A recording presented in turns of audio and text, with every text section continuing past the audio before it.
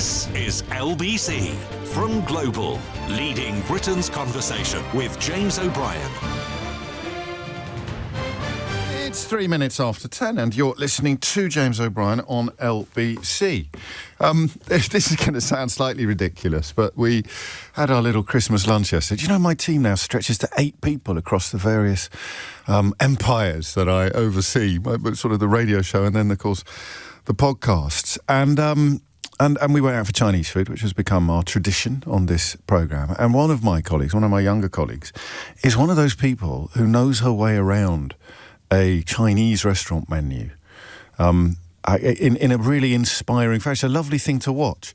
And it occurred to me, oddly, this morning, that it's a mark of our, is it insularity? Because I'm afraid that I, historically, am very much a sort of sweet and sour king prawns, egg fried rice kind of character. But if you're happy or lucky enough to work next to London's Chinatown, then really you should be digging into the menu, particularly the dim sum menu, in ways that are constantly throwing up new treats and delights. And that was one of the lovely things about yesterday's lunch.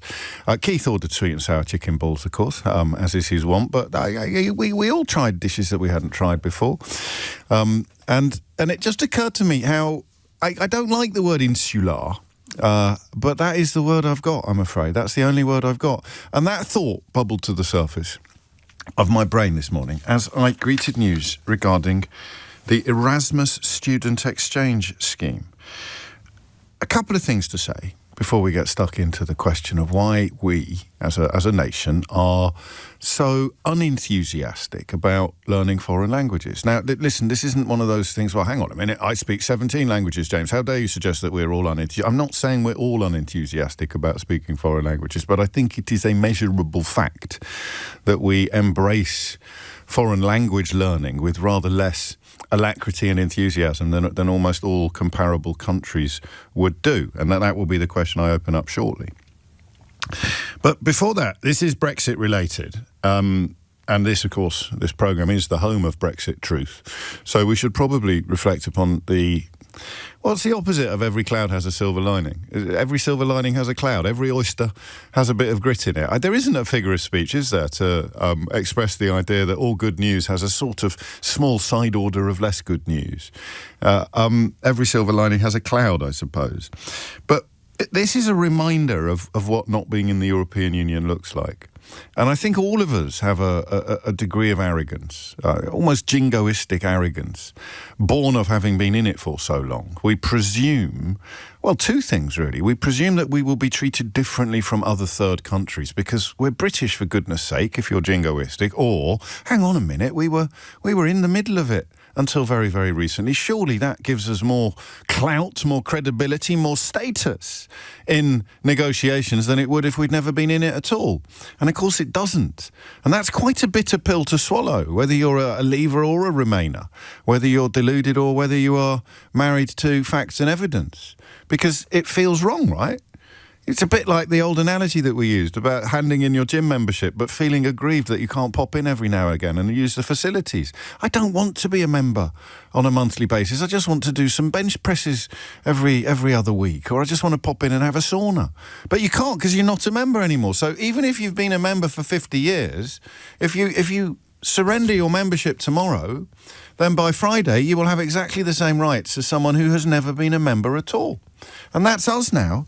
So the negotiations over Erasmus were quite hard to process because it is a reminder that not only are we now in exactly the same position of any country in the world that has never been a member of the European Union, but we are also a junior partner in a negotiation. We have less to offer.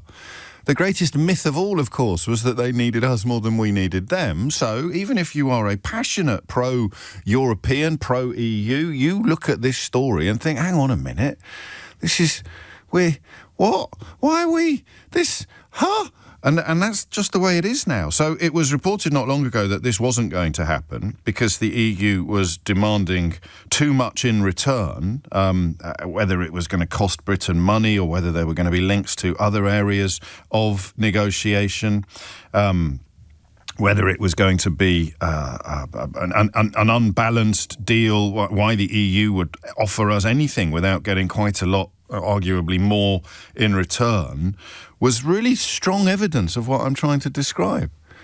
The simple fact that we kind of go to them as a supplicant. That's a great word, isn't it? I love that word.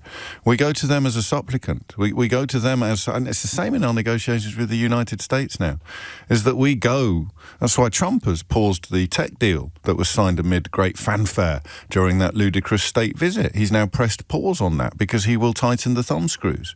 He will demand more from the United Kingdom in return for what was already on the table from the United States. We have become a less powerful trading partner than we were when we were members of the largest trading bloc in the history of humanity. That's not a Brexit relitigation, by the way. That's just a statement of fact. It's not even an opinion. It's just counting. So what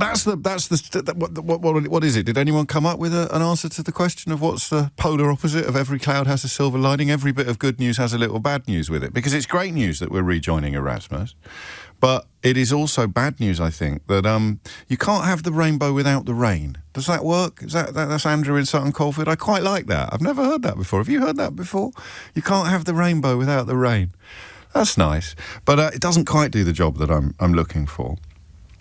It has been a reminder, this announcement this morning, that we are simply supplicant. We go to the EU, we ask for things, and which we used to get as a matter of course, which we used to get as a matter of membership, which we used to get without even really noticing. In the words of Joni Mitchell, you don't know what you've got till it's gone. In the words of Matt, we have become a vassal state. But that is a reminder of that. That's not what we're going to talk about today, although I suspect that the B word will be appearing more and more in public discourse next year.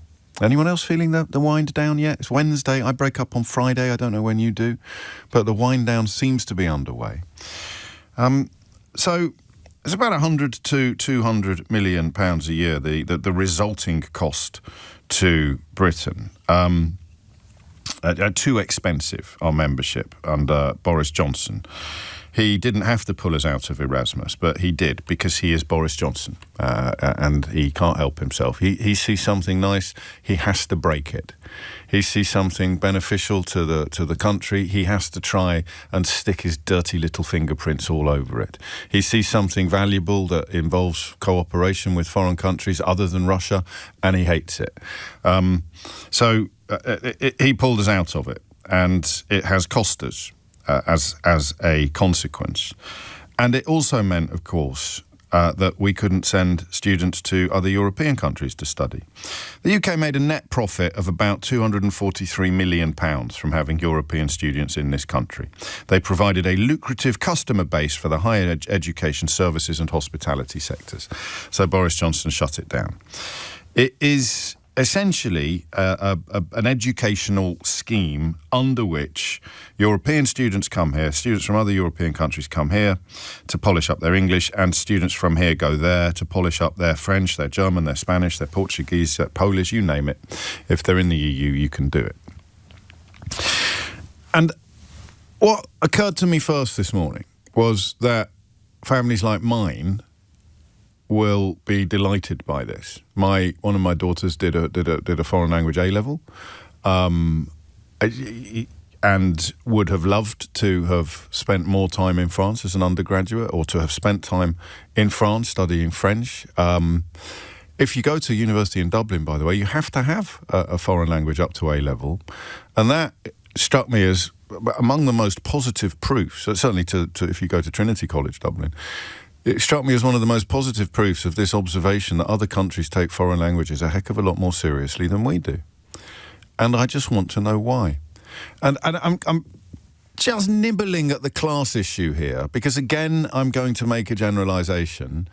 And again, it is not a claim that it applies to everybody. That's the thing about generalisations. But I think that a middle-class pupil is much more likely to study a foreign language to a high level than a working class pupil. And I don't know why that is either. I mean, there are some obvious answers. If you're privately educated, you're going to have a greater provision of non-core subjects in your school, and they're going to be taught with more attention and more alacrity. But it doesn't necessarily explain what that impulse is like. So I've got 2 or 3 questions for you. The first is, why do you think we are so bad at foreign languages? 0345 6060 973. That's the question everyone can answer, because you could be multilingual or monolingual and still have an interesting insight into why that would be. Why are British youngsters so much less likely to be studying foreign languages than almost all of their counterparts? Some of the questions will be historical and perhaps even philosophical. Empire may play a part in this. But some of the answers may be very current and very curriculum-based. It may be that as a teacher of foreign languages, you can explain why enthusiasm is even lower now than it was when you started teaching. It seems such a self-defeating thing to do in the land of self-defeat, to actually dial down access to and appreciation of speaking other languages seems like such a stupid thing to do. What about yesterday's discussion about NEETs? If you weren't listening yesterday, we turned our attention once again to the nearly 1 million 16 to 24-year-olds currently in neither education, employment nor training.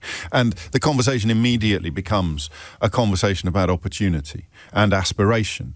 And both are essentially under siege from reality for a lot of young people in this country at the moment.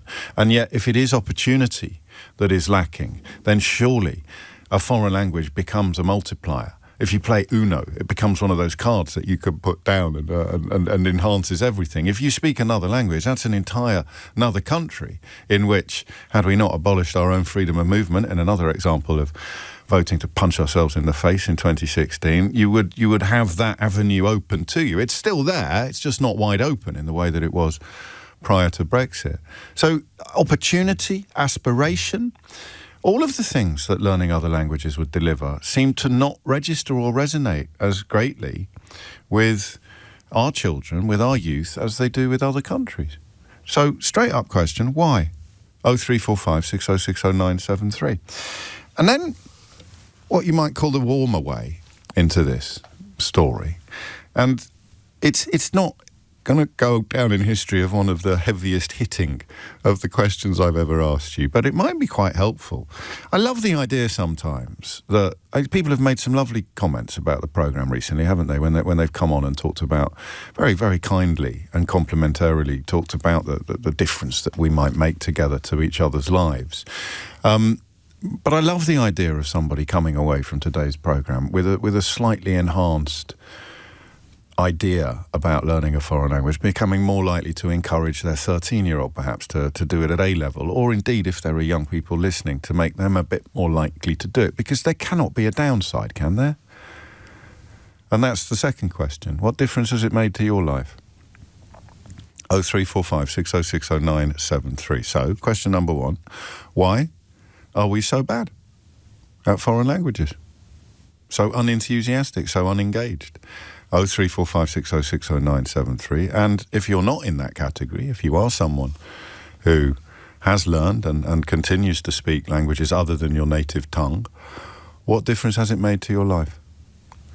You know, a few people thought I had been hallucinating yesterday when I suggested that the Daily Mail had run a big article at the weekend complaining about Polish people leaving this country. And I double-checked. It's true. The Daily Mail has now started complaining about Polish people leaving this country, having dedicated almost all of its energies to telling Polish people to clear off ASAP and to not let the door smack them on the backside on their way out. They are now complaining about Polish people leaving this country in their droves. Because of the economic damage done in large part by the Brexit that the Daily Mail told everybody to vote for. I'll share some more details of that with you in a moment. But I remember when Farage was wanging on about children who didn't have English as their first language and pretending that that was some sort of tragedy or scandal. He's been doing it again, actually, in the context of Glasgow. So disingenuous, so deeply dishonest to do that, because A, it includes his own children. His own children are in that category.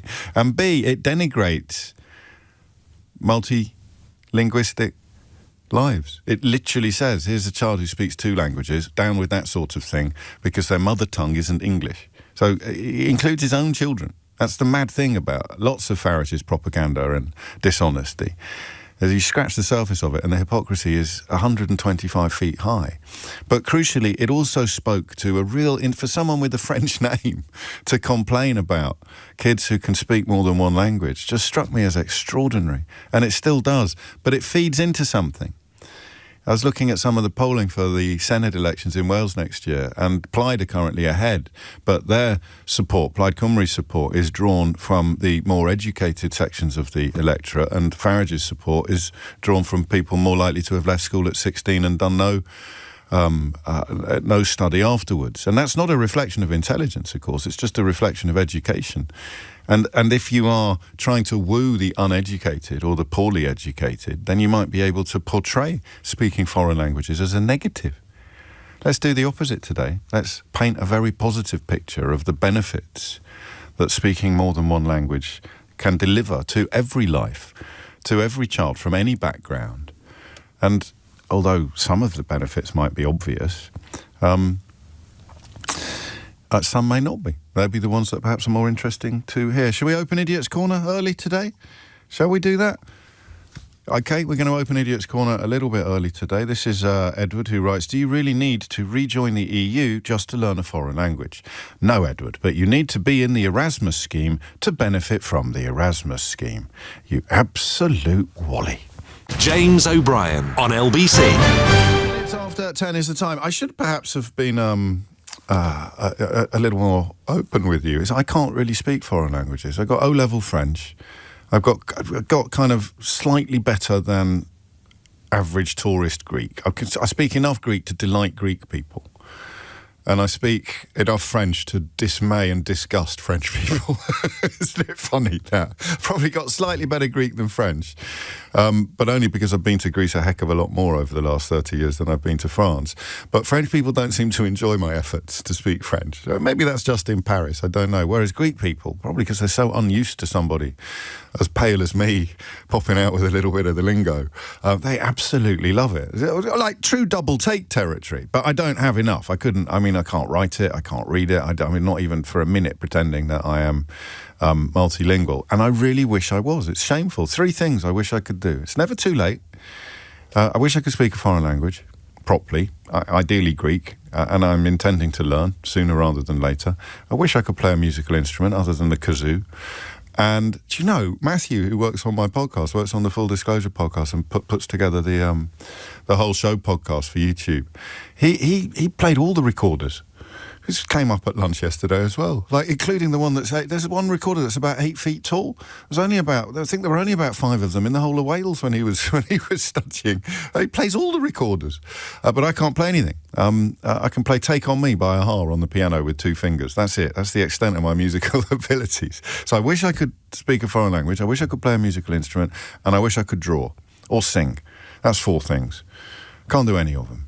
Why are we so poor at languages, and what benefits can you point to from actually being able to speak more than one? Hannah is in Huddersfield. Hannah, what would you like to say?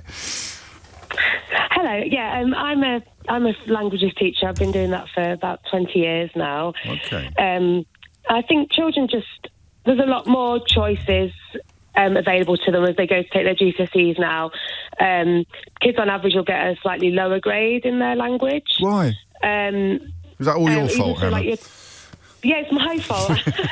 I'm not even at work today. I'm part-time, so I'm not working hard enough. Yeah, it's. I think on average, I've seen over the years, kind of your A grade student might get a set of A's, and then it's 9s now, isn't it? And then like a B in their French. So they just think they can get a better grade if they do something else. Well, hang on, I meant it. As well. Obviously, I didn't mean it when I blamed you, but why would that be? No. Why do you think that? Because I get that, and both of mine are over the GCSE hump, but the grades, it's a tyranny, isn't it? It's a fascistic tyranny of grades now that they suffer from, these children. Yeah. And they are going to choose a subject in which they're more likely to get an A. But that means there's something wrong going on. There's something weird going on. Why would they be less likely to get an A in French or Spanish than they would be in say, I don't know, geography or history, or one of the things they might do instead? It's the exam is like notoriously difficult. Sometimes I look at the questions and I'm like, I'm really not sure why they're asking that or putting that question in that way. They try and trick them sometimes with the questions. I think it's a multitude of reasons, really. I mean, even native speakers are getting questions wrong on the papers. So, well, this is chicken and egg, isn't it? This is poulet and earth. This is because I mean, if it was taken more seriously as a subject, then probably the examining, and some people might dispute your account of the examining. But in terms of basic enthusiasm, why did you do it? Well, how many languages can you speak? Oh, right, okay, yeah, because you were saying, because I grew up, I've got a pretty working class background as it happens, and used to holiday on the Yorkshire coast as a kid, so I didn't really travel, I just really enjoyed it. So I did French and German at school. I've got French and German to A-level, did a French and English degree. I've always taught French and with a bit of German, and now German is... And that's a whole other conversation, but that's been pushed out of schools, which is really sad, I think. Yeah, there's a lot. I mean, locally to me, a lot of schools are moving from German to Spanish. I mean, Spanish is amazing, and I've been learning Spanish. In fact, I've got my lesson this afternoon. But it's very similar to French. I find it easy because I can speak French. It's a Latin language. It's a Latin language, isn't it? So in a sentence, why are students today less enthusiastic about learning foreign languages than students were when you were a school pupil? What's the biggest change? I don't know. I don't know. I think it's hard to know because I think the whole everyone speaks English attitude has always been there, and that's their experience of travel because English is this lingua franca that people. Yeah, but that's why I'm fascinated by Trinity College Dublin making it a requirement for everybody to have a foreign language, and everyone there can speak English. You know, everyone in Ireland can speak English. An increasing number of people can speak Irish as well. But it's not just the case that if you can speak English, you're going to be all right everywhere in the world. You're going to be better off the more languages you can speak. Spanish overtaking German because of Central and South America, I imagine, and the fact that the options or the doors that you can kick open with good Spanish outnumber the doors that you can kick open with good German. But why? Why would that be? Why is it that, I mean, Boris Johnson, a man who pretends he can speak Latin, pulling our children out of a scheme under which their horizons could have stayed broader than they would otherwise have stayed, even as he was shutting down other horizons as a consequence of Brexit left, right and centre. Hannah, thank you. Mike is in Esentepe, is it, in Cyprus? Did I pronounce that correctly? Yeah, good morning, James. Hello. Yeah, guiding. What is your answer to the question that I'm asking? It's basically lazy. It's pointless going to school and learning a language if you're never going to use it. So at school, again, I came from a working class background, did Spanish, did French at school, lost those, I suppose, up to about 16, joined the military. I did military junior leaders regiment, learned German. I was almost fluent in German. Lived in Germany for 3 years. My German got better, moved to Holland, stopped speaking German because German and Dutch contradict each other quite a bit. Yeah. But I had no choice, so I was married to a Dutch girl. None of her family spoke English, so I had to learn Dutch. So did it quite successfully.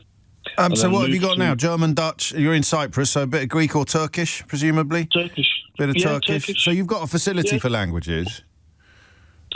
Yeah, you can pick them up. Yeah. I mean, that's well above average. And I mean, I like the word lazy. I like everything about the word lazy, actually. But I like the way it sounds when it comes out of your mouth. I like Zs and the noises that they make. But I don't know that I necessarily like it in this context because, I mean, insularity is what you're describing. What is the point in learning a language? Because I'm never going to go to a foreign country except on holiday, is what you're describing, that mindset. Yeah, but imagine a Turkish guy coming to the UK, would a UK citizen speak Turkish? Yeah. Absolutely. Where you go to Spain, France, and we expect them to speak English. So for me, it's rude. So no matter what country I go to, I learn at least the basics, please, thank you, numbers, excuse me. And that's the Irish thing nailed down, isn't it? Because the history and the tradition of emigration. So, you know, thinking about why would an English-speaking country like Ireland have a much greater emphasis upon learning other languages than England does? And the answer is pretty obvious, because if you're Irish, you're much more likely to to emigrate. Historically, not so much now, of course, but just in terms of culture and tradition, it's a much more popular option, and not just, of course, to English-speaking countries, but the British experience hasn't included emigration for, since empire, really. And then we wouldn't bother learning the language because we'd go there and jolly well insist that they all learned English.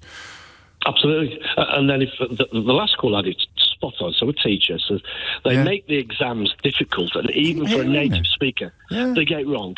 Right. So why not teach colloquial conversation where every day you're going to ask just the basics: good morning, good afternoon, good evening, how are you? And then you can, because in my experience with most foreign countries, if you attempt to speak a part of their language, not their the French, barrier mate. Comes down. Not the French. Well, absolutely. Yeah, absolutely. They will make it difficult.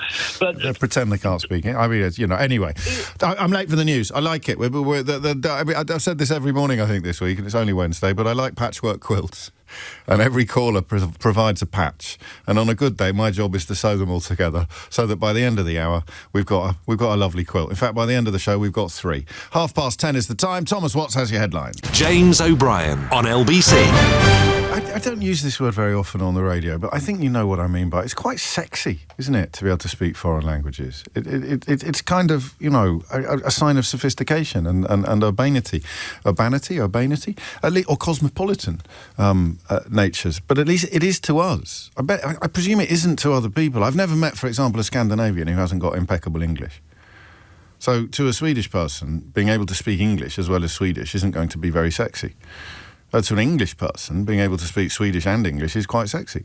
I'm not using the word in an erotic sense necessarily. I'm just using it in a God, that's just impressive. Why then are we so rubbish at it? Where does it start? I'm sure it was better when I was young, but of course I went to private school, so possibly there was more emphasis put upon foreign languages. One of my early French teachers, in fact I had 2 French teachers with strong Yorkshire accents, would you believe? I remember one of them used to talk all the time about the past participle.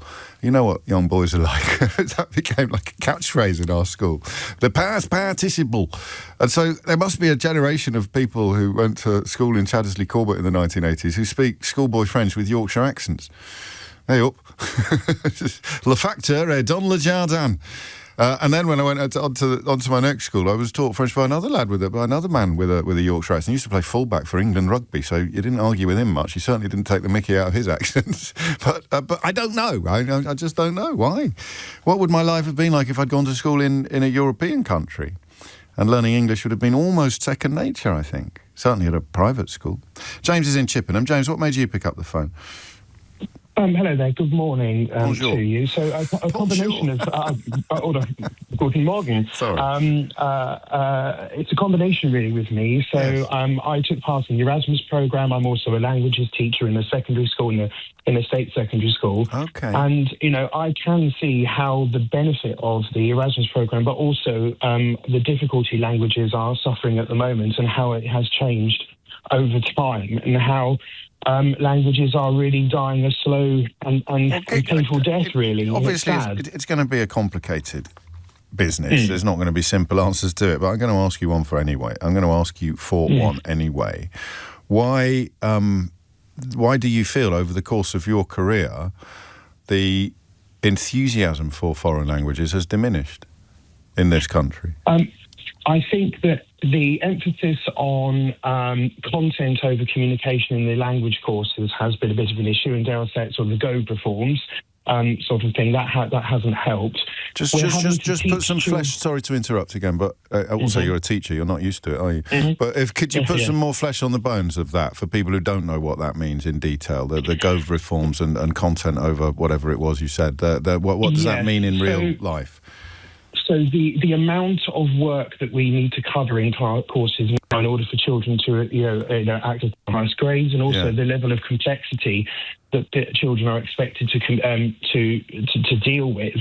For example, we're having to teach children content such as related to the European Union and complex political elements that they wouldn't necessarily know how to discuss in their own language. Wow. So we not only have to get through the barrier of the children learning information that they're totally unfamiliar with. We also have to do it through the medium of the foreign language. And I mean, I'm happy to blame Michael Gove for it if it is his fault. But is it just absolute silliness on the part of the curriculum setters? Because why would you be doing that and not teaching children or young people how to get about in the country other than their own? Absolutely. I couldn't agree more. I mean, when I did my German A level, I had to be able to argue about the BSE crisis and nuclear energy in Germany, but I couldn't necessarily go into a cafe and sit down and have a conversation with someone. Bizarre. That was something I had to learn. Yeah. And ironically, the way I learned that was by taking part in the Erasmus programme, where I was dropped in a foreign country and had to get on with it, and that's how I learned to do it.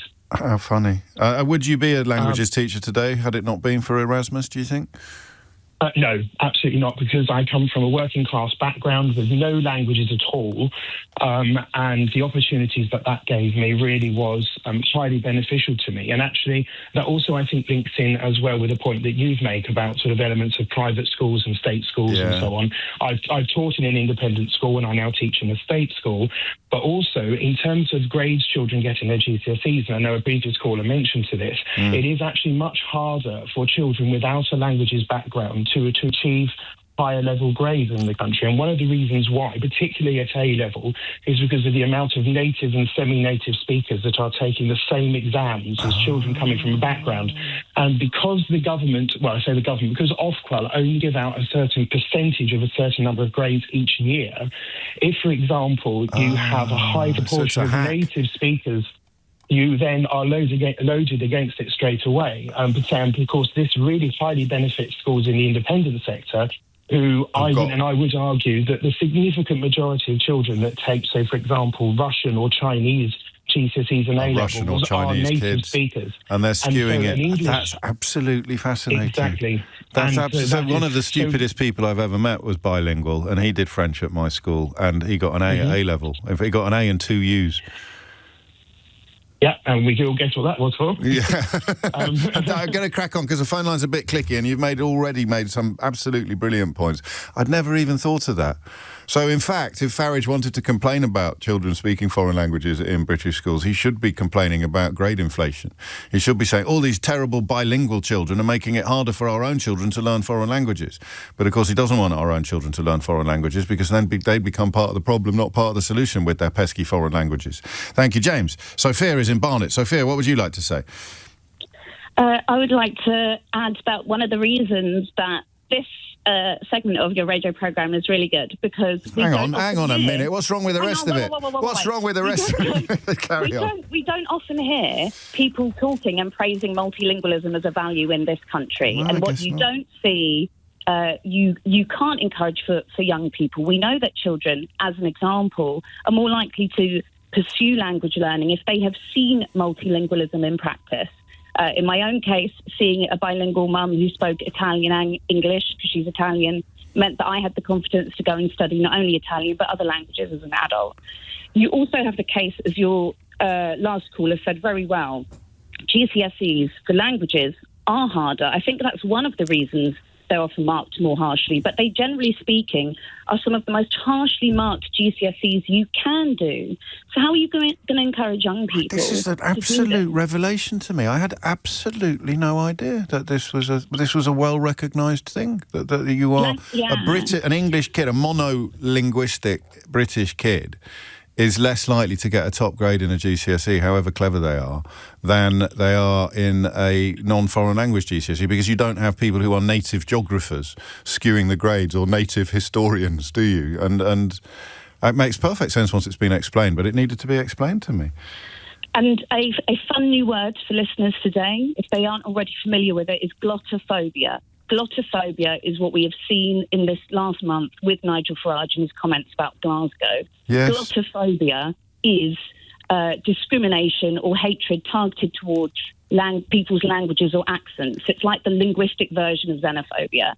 Really? And it's glottophobic attitudes coming out like this. Which from a bloke whose children speak fluent German is absolutely hideous behaviour, isn't it? And profoundly and obviously provocative.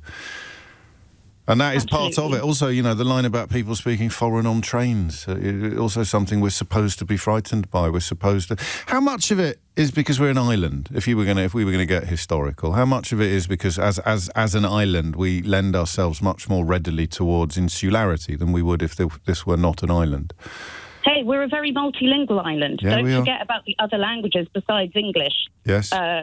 Gaelic, Welsh. Yeah. We are a multilingual island. It's less the problem that we're an island and more a problem that we are a nation. It's since, the creation of nation states and lots of countries building themselves with a one language, one nation policy that's gifted us this legacy. Yeah. And actually, in reality, that's not necessarily what a cohesive society is. We know that linguistic diversity is absolutely part of what makes London London, I believe, as a Londoner. Of course it is. Of course it is. And having a better acceptance of this.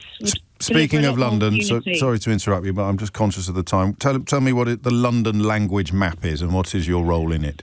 Yeah, it's whilst you're doing this today, because today is the day that I am launching this, I am creating the first ever language map of London, because a linguist who did the same thing for New York last year has called for it. He said, we need a language map of London to understand the full diversity of London's languages, to recognise endangered languages. And a map like this would have recognised the language that my nonna spoke and that my mum still speaks today, which is an endangered language variety from Italy. Wow. So anyone who's interested in submitting their language can go to languagemap.london, and they will find a survey that they can fill out. And what does the end product look like? Will it be a map with keys on it, with colours on it, that show where languages are spoken, or am I being a bit stupid?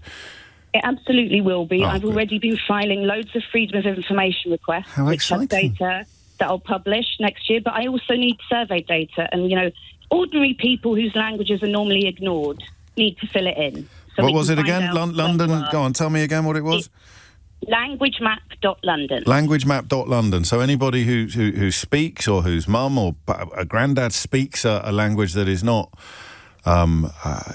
extremely well known, not obvious, should go along to languagemap.London and record the details of their own experiences and their own lives. Absolutely. Sophia, that's brilliant. Thank you so much. What a lovely touch. That I'd like to say that. How lovely that you were listening today. I'm going to work on the presumption that you were, rather than the rather more likely possibility that somebody rang up and said, hey, they're talking about something on the radio that you absolutely need to get involved in. But I shall cling to the notion that you listen religiously every day. At 10:45, very nearly, is the time. You are listening to James O'Brien on LBC. It's just quite sad, isn't it, this conversation? The advantages are obvious of learning other languages. The implications, the impacts are all positive. There are no negatives. And yet, there you go, glottophobia. There's a new word for you from the Greek. Just as insular comes from the Latin. And yet we are living in a country at the moment where all of these things are being denigrated and diminished, even by people whose own children speak many languages. Boris Johnson, when he pulled your kids out of Erasmus, knew that it wouldn't affect his kids, by the way. An awful lot of Brexiters were diminishing your children's opportunities while supremely confident that their own children's opportunities wouldn't be diminished at all. Jacob Rees-Mogg and Boris Johnson most obviously, knowing that their own children's access to foreign languages and foreign countries would be considerably less compromised than your children's, even as they encouraged you to vote to abandon and abolish your own and your children's freedom of movement. 10:45 is the time. James O'Brien on LBC. It's 10:48. You are listening to James O'Brien on LBC. I don't know if he's doing it on purpose, but I did actually notice it as well. John points out that... do you realise that Thomas's news bulletins start with the words, "It's been confirmed the UK is to rejoin the EU. Erasmus scheme." Is the pause intentional? It sets my heart aflutter every time. I noticed that earlier as well, actually. I don't know whether he was just breathing. It's been reported, it's been confirmed that the UK is to rejoin the EU. This is a bit like that War of the Worlds broadcast, isn't it? By, who was it? Was it Orson Welles who did it? Based on the H.G. Wells book. And it was a radio play and everyone thought it was real. No, we are not rejoining the EU. We are rejoining the EU's Erasmus scheme. The EU's Erasmus scheme, after Boris Johnson pulled us out of it, or at least pulled our children out of it. And it begs the question, why? in this country are we so unlinguistic, so glottophobic? And we haven't really answered that, but my goodness me, we were right to ask. Nicole is in Brighton. Nicole, what would you like to say? Hello. I'm currently a university student studying German, and I have the opportunity to go into schools promoting languages and speaking to them. And I believe one of the main reasons of the decline of languages actually comes from the push of STEM subjects. Right. And linking it to jobs. So if you do a STEM subject, you're automatically more likely to get a job than other subjects like languages. That's the message children receive. It's not necessarily the truth. Yes. Yeah. I believe languages, especially now in the global world, is becoming increasingly more important, and you get skills which you might not get from other subjects like creativity, problem solving, communication. Why did you do it? Was it an inspirational teacher? Was it a lifelong enthusiasm? What sent you down that path when so many of your contemporaries were heading towards the STEM subjects instead? I had the opportunity to go on a German exchange in year 8. Oh, yes. Which sort of then sold it to me, sort of exploring the culture. And I've recently completed my year abroad, which definitely I think lots more students would enjoy it more with the funding, because I know, especially speaking to other students, we struggled a lot with the funding and having to almost save up in order to go. And so do we know what approach other countries do? Here's a message which is relevant. Our local grammar school used to have German up to A-level standard on the curriculum due to subsidised funding from the EU, but following Brexit, the funding was cancelled and now German is no longer taught. Do we know what other countries do? Do German schools, for example, put a lot more weight on teaching English and subsidising English exchange for their pupils? Yes, definitely. Students in Germany have to learn English. It's compulsory up until they leave school. And actually, I found lots of students, it could be because we're in Ireland, so we're away from the country's borders. They have the idea of we're in Ireland, we don't need to learn languages. Everywhere speaks English. And there's some truth in that. That's why I keep using the Irish example, in that the Irish recognise that they would benefit from speaking other languages as well in a way that the British don't. But I suppose we are also measurably less likely to emigrate. And therefore, why would we bother learning another language, given that we're never going to want to live in another country? And if we do, it would probably be the United States or America. But my goodness me, it's such a mad thing to do, isn't it? Such a self-defeating thing to do, to limit the number of doors that you can go through, or to limit the number of horizons that you can explore. And on that subject of emigration, I didn't dream it, I didn't imagine it. The Daily Mail really did run an article under the headline at the weekend, "The Great Polish Exodus."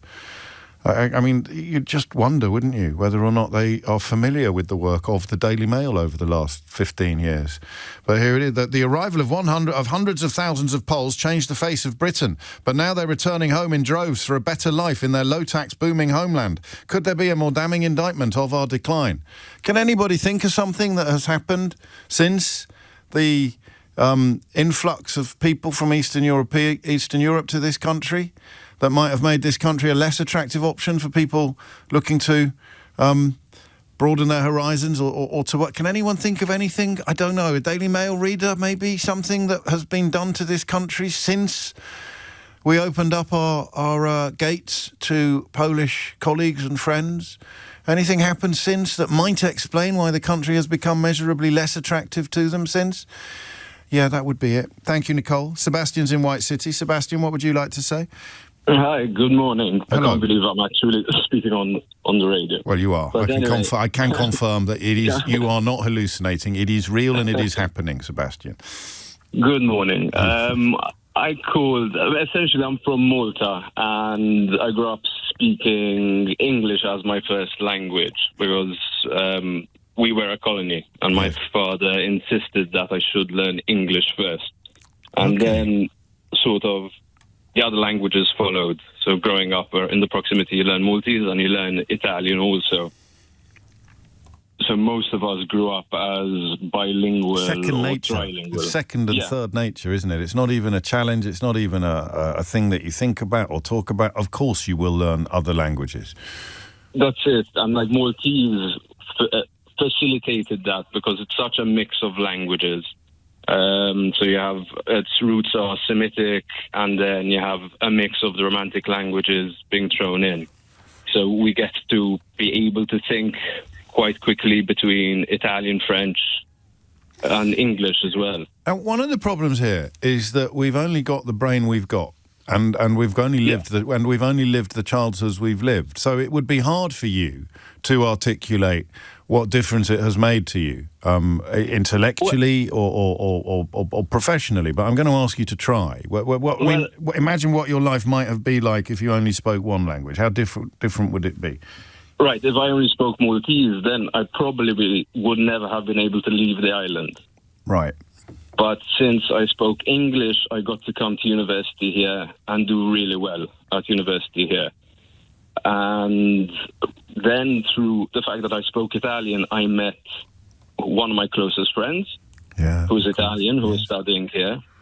And through him, I ended up meeting my wife, who's English, who, again, if I didn't speak English, would have been a problem to woo her.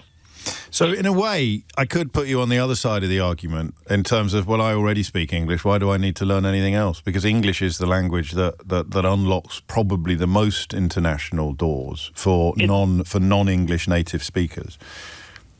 It does, and English is, I think, one of the most beautiful languages that I've learned.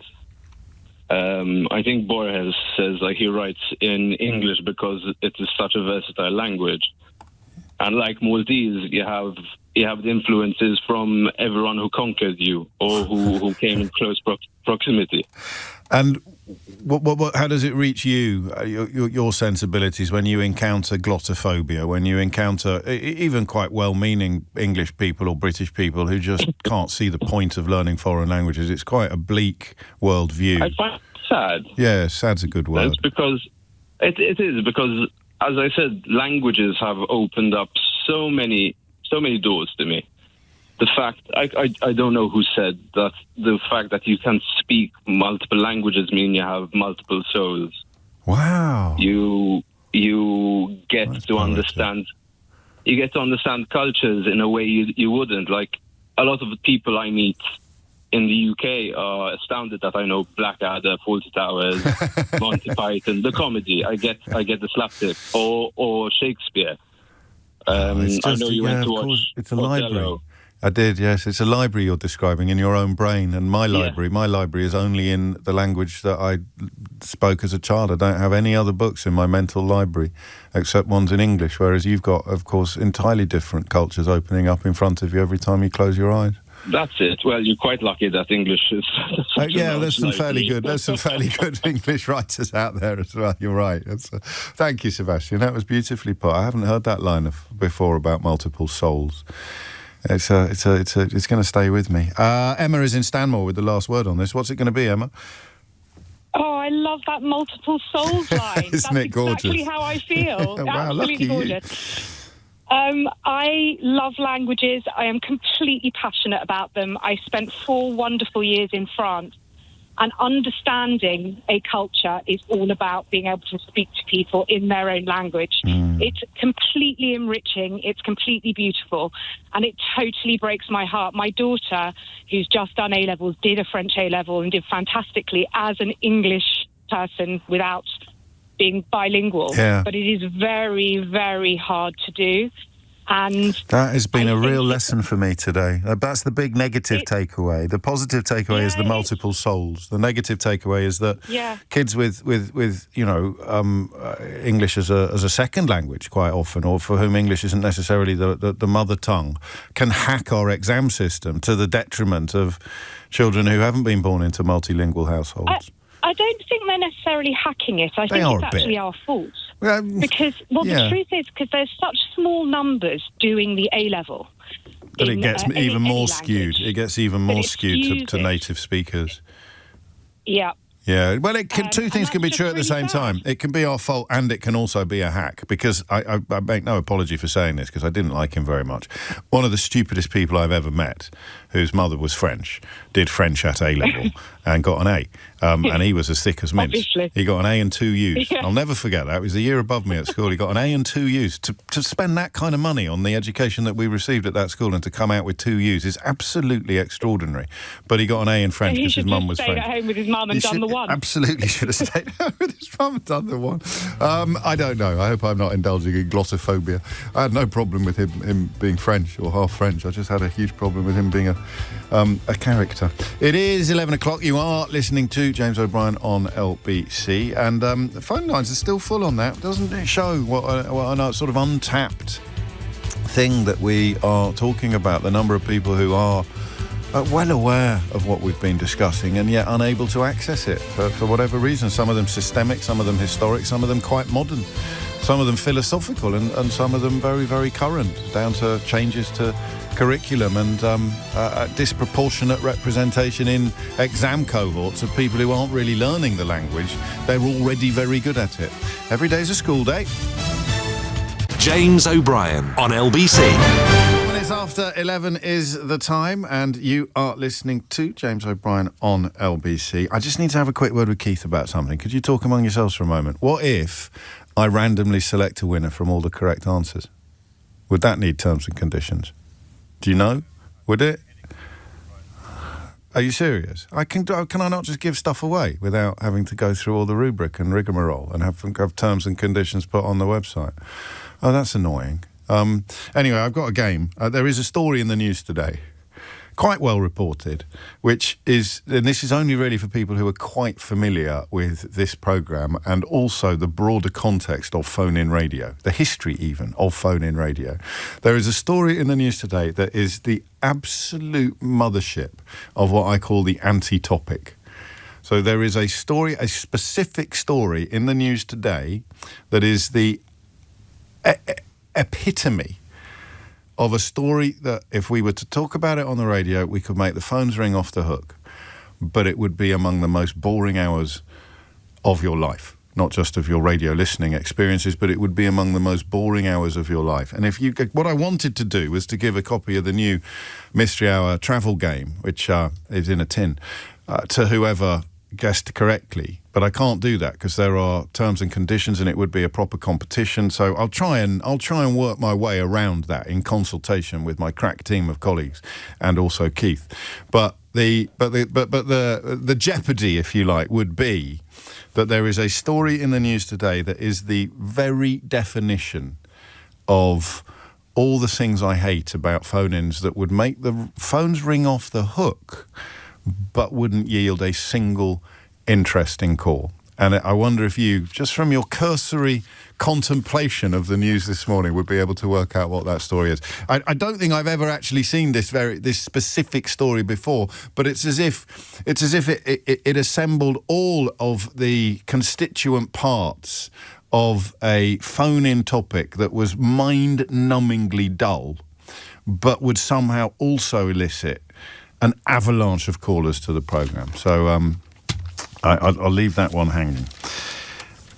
This is a subject, isn't it, that has really changed during the years that we have spent together. I'm going to turn your attention once again towards ADHD, or attention deficit hyperactivity disorder, and not for the most obvious reason. That there is a story in the news today that involves an employment tribunal where a colleague with ADHD being described as disorganised was found to have had their rights violated or their rights breached. I've got a slight problem with the way that newspapers report employment tribunals, and it's not a criticism of anybody in particular, but it's highly unlikely that we get all of the detail in a few paragraphs in a news context that is dedicated to grabbing your attention. So calling a colleague with ADHD disorganised was discrimination is the headline. I would bet my life that there is a heck of a lot more detail to that story than the simple headline allows. But it is another example of ADHD moving into a place in public discourse that it has not previously inhabited. In fact, you can tell how big an issue it's becoming because nasty columnists have started writing about how it's not real or how it's not something that we should as a society be taking seriously. If you've ever dealt with a child who has off-the-scale ADHD, then you would know that there is absolutely no way on earth that they're either faking it, exaggerating it, or signing up to it because they think it's fashionable. But columnists have got to columnist, haven't they? That's not the story that I want to draw your attention to, though. It's another story involving ADHD that I find really, really interesting. And it's research from the University of Cambridge. It came out last week, but we didn't have time to get around to it, suggesting that over an 8-week period in London last year, roughly half of all the people arrested were found to potentially have undiagnosed ADHD. Now, that's an extraordinary figure, isn't it? A team from Cambridge University worked with the Metropolitan Police to explore the idea of offering informal screening for neurodivergence to people detained by the police, which would, of course, improve access to support and help them receive fairer treatment in the criminal justice system. If you don't like the sound of that, it would also reduce the likelihood of them offending or reoffending. Simon Baron-Cohen, Professor Sir Simon Baron-Cohen, who's the director of the Autism Research Centre at Cambridge, was also involved in this investigation and suggested that screening for possible neurodivergence will allow more informed legal decision-making, taking into account cognitive and communicative differences. It also helps ensure defendants get access to legal protection and appropriate counsel. So this is fascinating to me for two reasons. The first is that I love the stories that grow in our garden, the garden that we share together, and the garden that we till together every morning, and stories that grow while we are spending our time together in the garden. Dyslexia 20 years ago was not widely understood or talked about much, and it's grown in the time that we've spent together into something very real and something much more widely understood. ADHD is growing in front of our eyes. It is growing as an issue. There are not more people with it than ever before, but there are more people being diagnosed than ever before, precisely because it is better understood than ever before. There is a brilliant and quite beautiful analogy that I saw the other day that addresses that simple question of the difference between increased diagnosis due to increased understanding and increased testing versus the lie that there is proof that people are faking it or exaggerating it because so many more people are being diagnosed with it. There was a wonderful analogy and I've completely forgotten what it was. So I'm hoping you'll remember and you'll send it to 84850 or you will WhatsApp it to 0345 6060 973. So somebody said it's like saying that. So saying that ADHD must be overdiagnosed or must be fraudulent because there are more people with it than ever before, more people being diagnosed with it than ever before, is a bit like saying that ... And if you can remember what that analogy was, I may even have shared it with you at the time, then I will give you the money myself. Terms and conditions apply. So this story is fascinating to me for that reason, because it is very much one of those issues that is growing in the garden that we share together, that we spend time in together every morning. But it's also fascinating to me because it's one of those conversations that really breaks down between people who know a lot and people who know next to nothing. That's what I mean about knowing children, if you do, with ADHD, who... I probably am on this particular scale myself, although, of course, that leaves me open to accusations from idiots that I'm only saying that because it's become fashionable. When you try to make sense of things that didn't make much sense in your own childhood, having answers, meaningful answers to some of those endless and eternal questions is incredibly satisfying. It's like a sense of relief. Without boring you rigid again, for me, it was getting into trouble when I really didn't want to get into trouble and not being able to help myself, and almost in the middle of doing something that would get me into trouble, feeling a sense of shame engulf me at the trouble that was coming. I've spoken to you a few times about corporal punishment, not corporate punishment, which I think I called it last week, but I've spoken to you a lot about corporal punishment, about being beaten as a child for being naughty. It's extraordinary how people react to that. news. And it will depend slightly on age and generation. People older than me would have experienced it quite widely. Even if they weren't beaten themselves, they would have known that their classmates were being beaten. Sometimes it would even be done in front of their classmates. And then the younger you go on this, the more disbelief there is at the idea that an adult would beat a child for talking in class or for being disruptive, or even, to tie it in with the other ADHD story today, for being disorganised. You could get beaten at my school for being messy. For being messy, they'd beat you. And it seems to me pretty obvious that some of the behaviours for which children are punished and have been punished through the ages were not simple matters of choice. I don't really believe in innate badness. I don't really believe in bad seeds, as the phrase goes. And it begins with children being labelled naughty. That is such a sentence. It's such a life sentence. Again, it's okay if you're at a school like mine, because people will put effort and energy into finding the things that you're good at and doing the things that you love. But you can disappear as a child. Dyslexia is the entry, the gateway to this comprehension. But you can disappear as a consequence of being labelled naughty as a child. That can be it. Who was it that was talking? Brian Conley, the entertaining genius. He was on Full Disclosure earlier this year and talked about being labelled as thick. Being labelled as thick or being labelled as naughty from an early age can kill something in a kid that never gets resurrected. And Brian was lucky, he had supportive parents and he had this extraordinary talent, of course, as well, that would shine out in almost any circumstances. But he was labelled thick. He remembered teachers calling him thick because he was sort of weapons-grade dyslexic, just couldn't understand what was sitting in front of him. And I think ADHD has a very, very similar impact on people. It puts you in positions that everybody presumes you've chosen to be in, when actually you had next to no control over it at all. And that's why the question I'd like to ask you today is simple. I'd like you to tell me why you think half of people recently arrested by Met Police may have undiagnosed ADHD.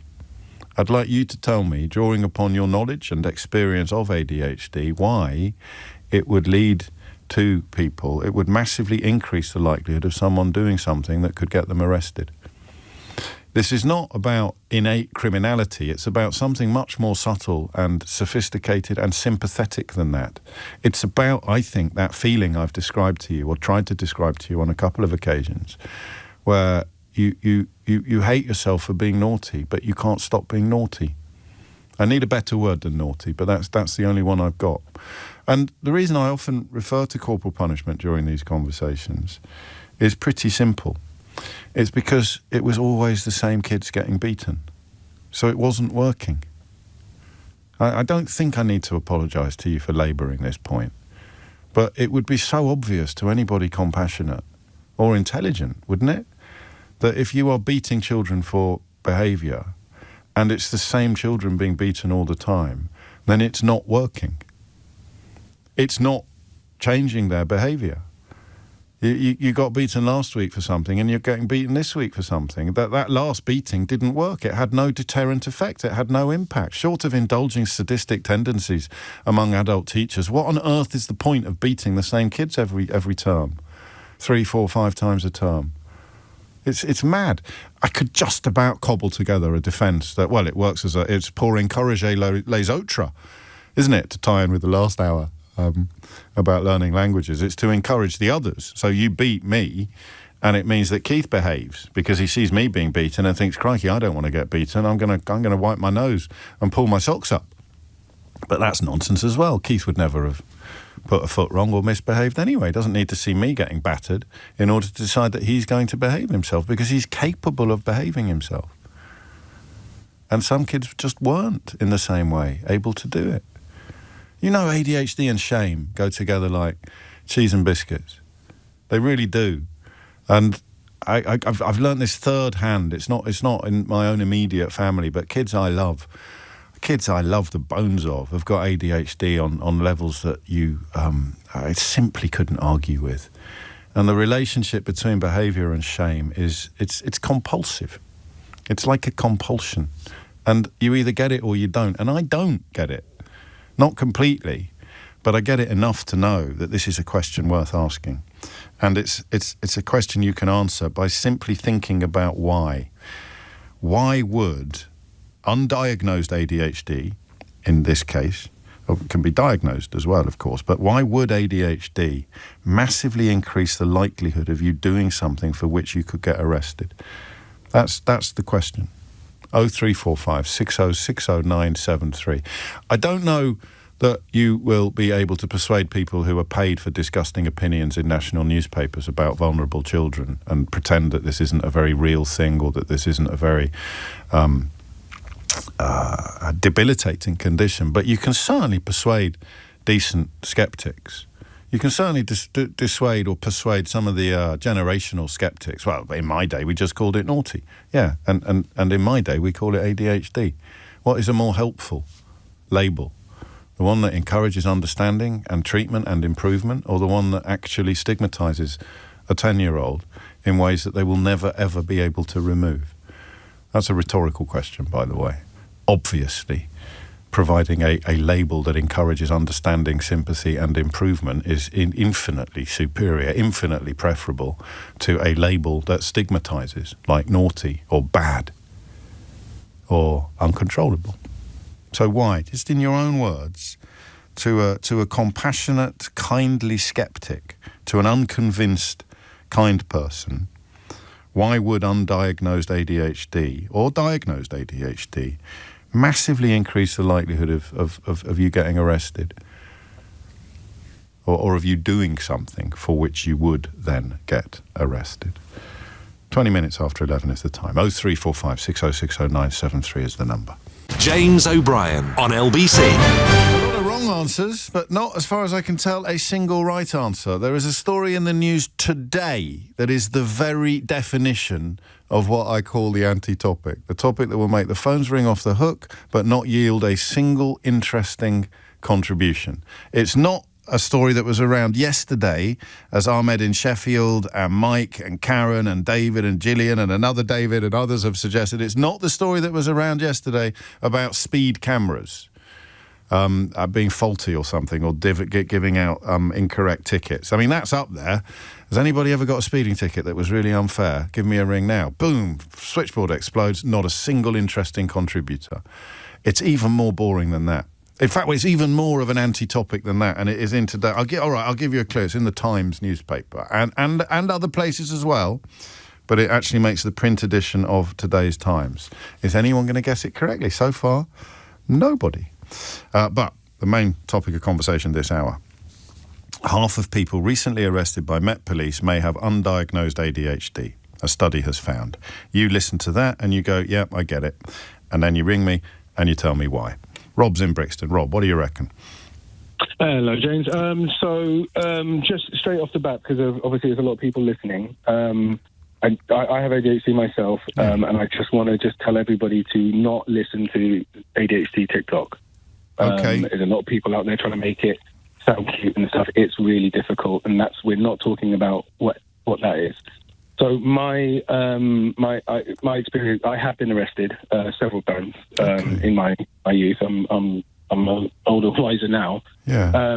But I can look at each one of those situations. I can look back and look at what led up to me doing the thing that got me arrested, and I can see how my ADHD played a role in getting me there. I was arrested, just a couple of them. One's burglary, one's drunk and disorderly, one's assaulting a police officer. Okay. Now, they all sound, those in and of themselves, those sound really bad. Of course. But I wasn't doing those things, and especially in my mind, I wasn't doing those things at the time. The choices I was making was not, I was not burgling a house. I was exploring what I thought was an abandoned building. I didn't assault a police officer. I I pressed my finger into his chest while I was talking to him, because my brain followed that impulse to do that. Didn't get the chance to be like, that's a cop, don't poke him. You know what I mean? Yes, I do know what you mean. Well, I do and I don't. I kind of could imagine myself in the foothills of some of the behaviours you describe, but I would get nowhere near the top of the mountain. And yet that's what it is. It's just your brain.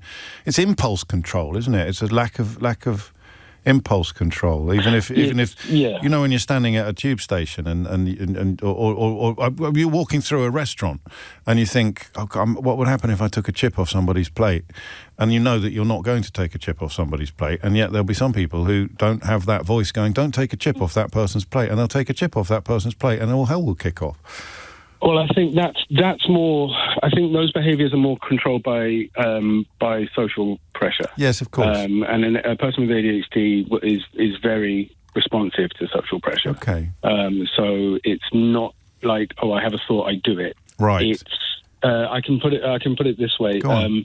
ADHD basically. So a neurotypical person will weigh up potential outcomes of situations, yes, and choose their action based on what they think will get the best result, or the result they want or need. That's when they're emotionally regulated. If somebody's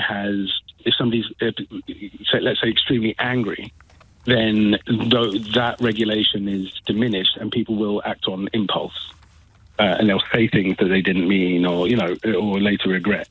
That's the quickest way I can describe how ADHD informs decision making, but it's not emotionally driven, it's dopamine driven. So instead of weighing up the best potential outcome, my brain will weigh up the best source of dopamine. So okay. I don't get to unless I intentionally do so, take stock and go, but that won't get me the result I want. My brain is telling me that is the best choice. How did you come to this clarity? Because that's the other element of the story, isn't it? Is that recognising it, diagnosing it, and addressing it will, as you said yourself, it will help you become older and wiser and minimise the likelihood of this kind of behaviour. So what was your journey? So that's why I opened with trying to move people away from Instagram and TikTok to learn about ADHD, because a lot of people, whether they've got ADHD or not, people use social media for attention and engagement, and they'll tell the cute stories or embellish on things.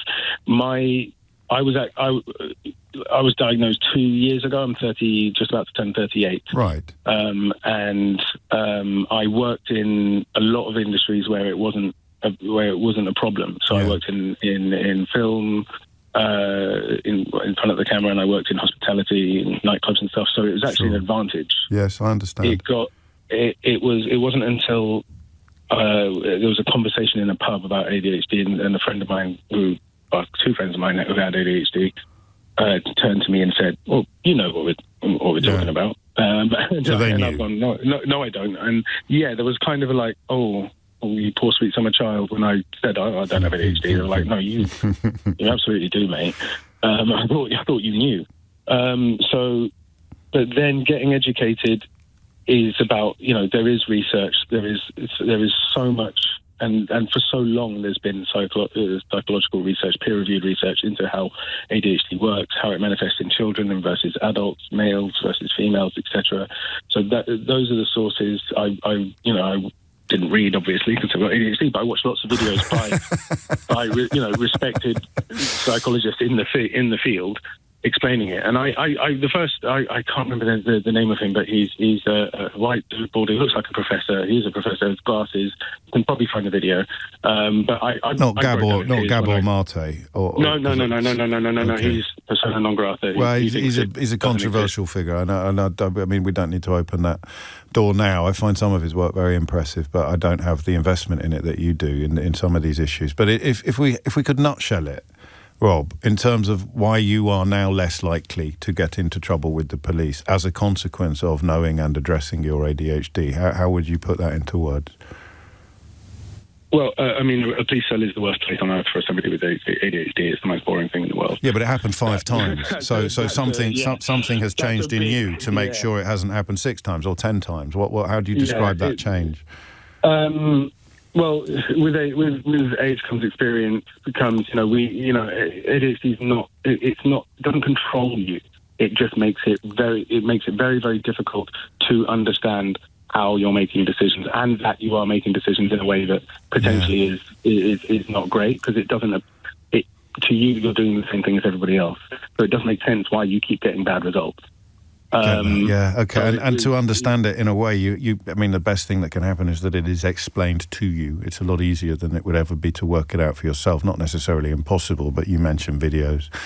There are experts working in this field, and once you make sense of this thing that you can't make sense of, then the repercussions of it become less likely. You are less likely to get caught up in that cycle again, that cycle of lack of, I would call it impulse control. You may not like that phrase, but I'm groping around in the dark. I like this from Bill. This is about you, Rob.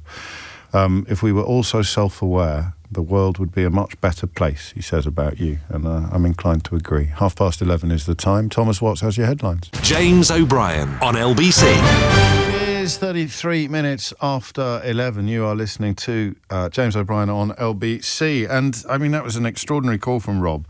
And, of course, it opens up a very difficult door, which is how much account should be taken of neurodivergence when addressing criminality.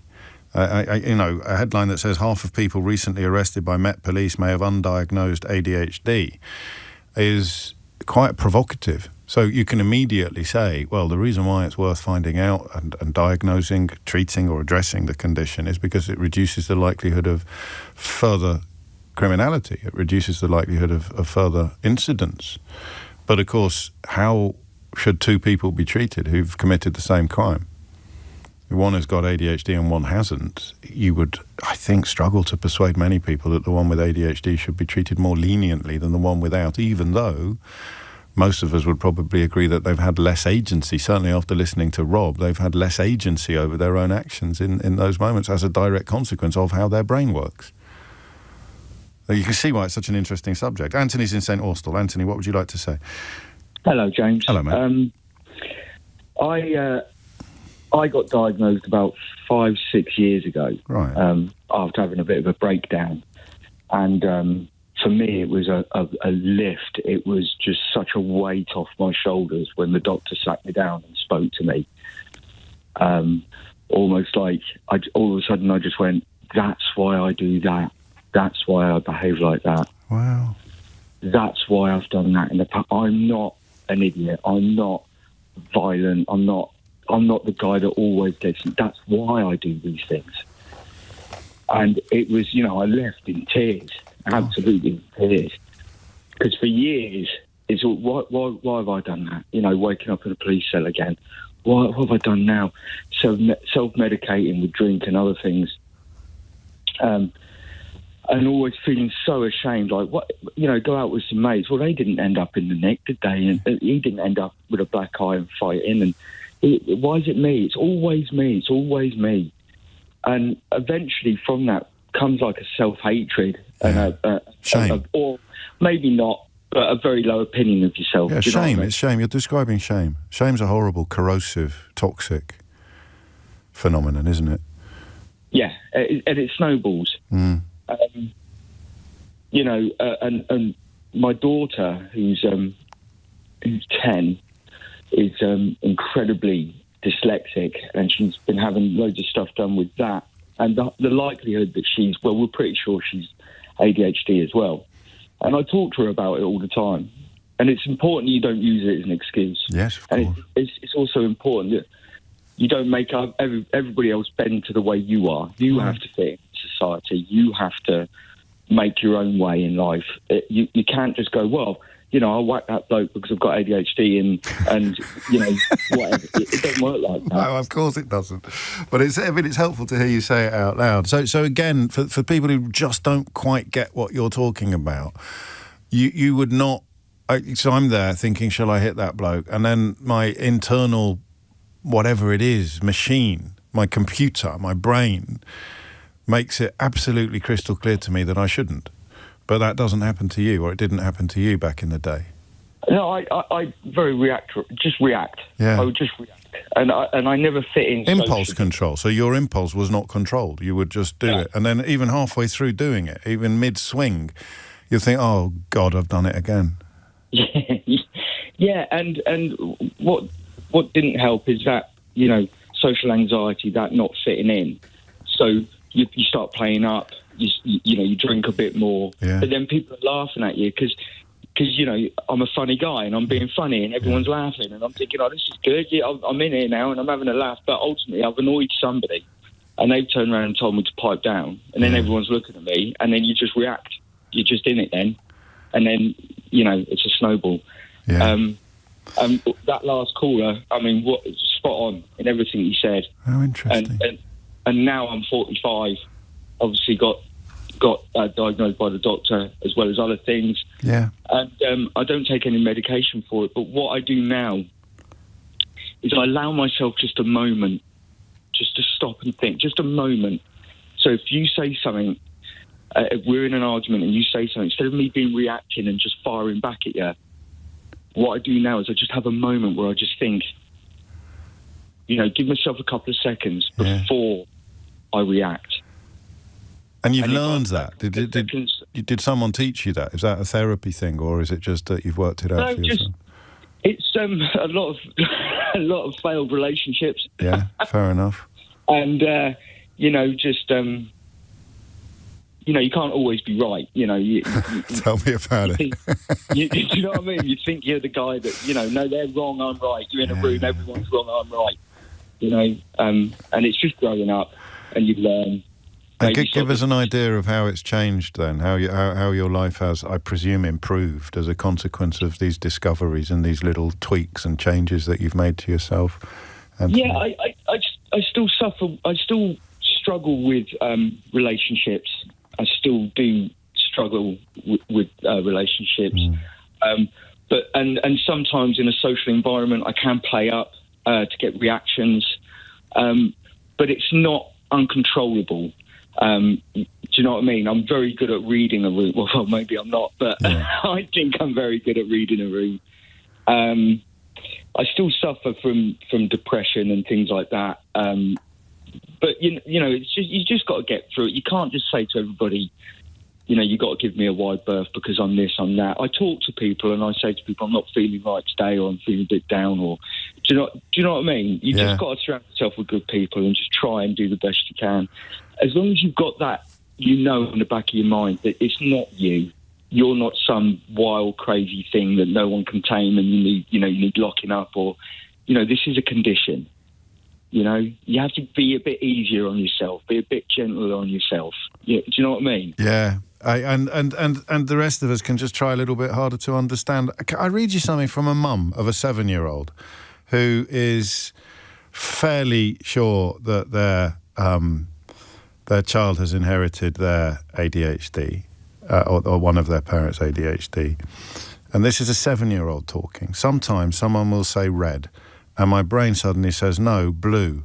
And I know that it's red, but my mouth can only say the blue word, and I don't know how to make that stop. It's like defiance disorder, isn't it? I guess so, yeah. I think that I have my own universe, and no one will ever understand what it's like inside it. It's an aversion to being told anything as well. Yeah, because it's visceral. It's not about facts and intellect and reasoning. It's something that you feel. You feel that something's wrong, or your impulse is making you do something that doesn't actually make sense to anybody else. Defend yourself. Yeah, you'll defend why you've done that. Instead of going, I've done it again, haven't I? Oh no, I've got to go and apologise. It will be no. It's your fault. He asked for it. Yeah, absolutely. You're amazing. I don't know what you would have been like if we'd had this conversation 5 years ago, but it's been an absolute privilege listening to you explain this stuff today. Well, thank you, mate. No, thank you. And onwards and upwards. 11:41 is the time, and what a great thing it is that you will be able to recognise and help with what you are seeing, or the echoes that you're seeing of yourself in your daughter and her own journey, her own future. Thank you, Anthony. From St Austell to Leeds, Christian is there. Christian, what would you like to say? Good morning, James. This is an answer to your question, as if there is an answer, but the point about criminal behaviour and ADHD, yes, and why might ADHD be more prevalent in people who commit criminal acts? Yes. My perspective on this is I worked in special educational needs for 16 years in all. Right. And most recently in a construction college. So a very kind of pragmatic environment, you know, get your head down, learn a trade, that sort of thing. Yeah. With increasing numbers of students either with a diagnosis or with suspected ADHD. And probably more than half of my caseload of 25 students per year, say, were engaged in some kind of criminal activity. It would be something. You'd see them on Friday. Right. And then over the weekend, they'd be chased by the police for something. You'd see them again on Monday, or they got arrested for this, or, you know. Yeah. And my original point to one of your team who I spoke to before was that behaviour is self-medication through behaviour. When you carry out certain behaviours, it induces certain brain chemistry, and that brain chemistry does an approximate job of what the official medications for ADHD would do. Dopamine regulation, as Rob mentioned before.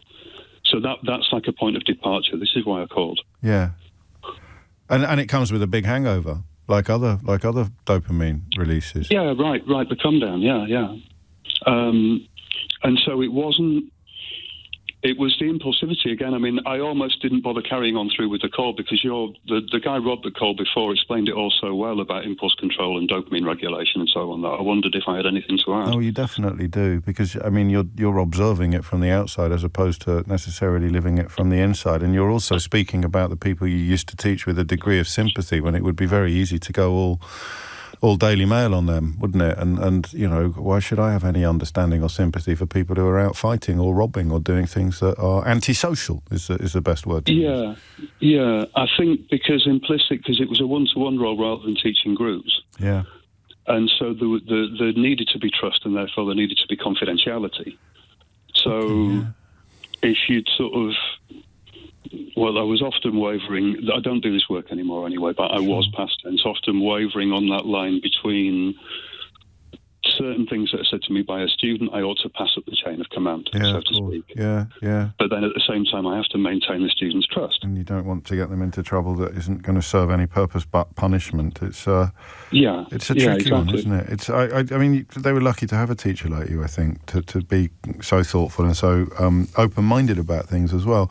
What helped? I mean, would you? I mean, maybe that it was too big a mountain for you to climb with the access and the contact you had with these lads, but and young women, but this idea of it being worthwhile diagnosing, being worthwhile doing this study because recognised and addressed these vulnerable people will be less likely to do the things that get them arrested.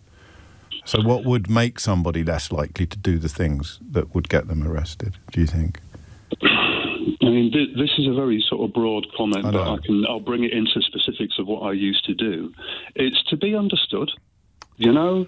That's like all the stuff you've had before about I'm the weird one, I was labelled the naughty kid, so they take up that label, blah, blah, blah, blah, blah. I could say on this one two or maybe more things. Sure. I used to try and educate them about ADHD, so I had information about ADHD and I'd talk them through it. So to be seen, to be understood. Yeah, to be seen. As opposed to being stigmatised and labelled. Yeah, but then on the sort of criminal behaviour thing, this is what I mean about wavering on that line. Like, as you said, there's no point grassing them up if the impact of it is just going to make things worse for them. Yeah. And if it's kind of low-level stuff, low level. I mean, let's not go into specifics. No, we don't have to. But it is about trying to reduce the likelihood of recidivism, of repetition of behaviour, isn't it? And that's in everybody's interests, especially actually the person committing the act. Well, and this is why, like, the benefit of the student and the trust and just keeping some things under my hat worked. Yes. Because then they can come when they're engaging in this impulsive criminal behaviour, they're just in the thrill of it, right? They're self-medicating. And that just makes sense. But then afterwards you think, crap, I've done it again, now what? Yeah. If you understand ADHD, if they can report all this to somebody who listens to them sympathetically, connects that with the ADHD and their growing understanding of it over time, and even like I'd said to one student, who was doing a certain kind of crime, because he's not going to stop doing it. Yeah. Shopping him is just going to make his life worse. Yeah. What he needs to do is understand of his own account that the I don't know, it's almost like you can apply conscience to behaviour. Well, that's what Anthony said. That's what Anthony said just before you. That's that 2-second pause where that voice that you listen to telling you not to do it, and you somehow have to learn to listen. Yes, and it was so I saw fit to explain what a victimless crime was. Yeah. If you have to have the thrill of criminality, don't take it out on some old lady who's just drawn a pension out on the street. You know, like it sounds like a daft sort of mitigation of you're still in that criminal area. But there's something of, think about the consequences on another human being. If that was your nan, would you do it? You know? Yeah. And so I took that kind of approach with this behaviour. Like, don't be nasty to people, right? But you can hear in Rob and in Anthony's voices that repulsion at their own behaviour in a way, and that desire not to be nasty. And you've articulated it really powerfully from the outside, but to be understood, that's the thing, isn't it? I mean, everybody wants that, but I guess the harder you are to understand, and the more you struggle to understand yourself, then the more powerful other people's understanding can be. And of course, it's the gate through which you pass on the way to understanding yourself. Thank you, Christian. 11:48 is the time. James O'Brien on LBC. It is 11:51. You're listening to James O'Brien on LBC. I make no apology for being a soppy git sometimes, all right? So that analogy earlier about this being a garden that we tend to together, and some of my favourite conversations involve the things that are growing in front of us in real time, rather than the things that we talk about that are established and the same size they've always been. This is very much one of those subjects, and let me read you a couple of messages that prove my point in a way. This is lovely. This is from Andrew. He writes, "This hour is incredible. Such beautiful and intelligent insights. Best callers on the radio, full stop." And this from Brendan. "The listener base you've nurtured is amazing. It's like a much better version of a large language model, only with heart and a soul. It's a large humanity model, an LHM." I love that, Brendan. Thank you. And, you know, I'm just one part of it. And you're the other parts. And long may it continue.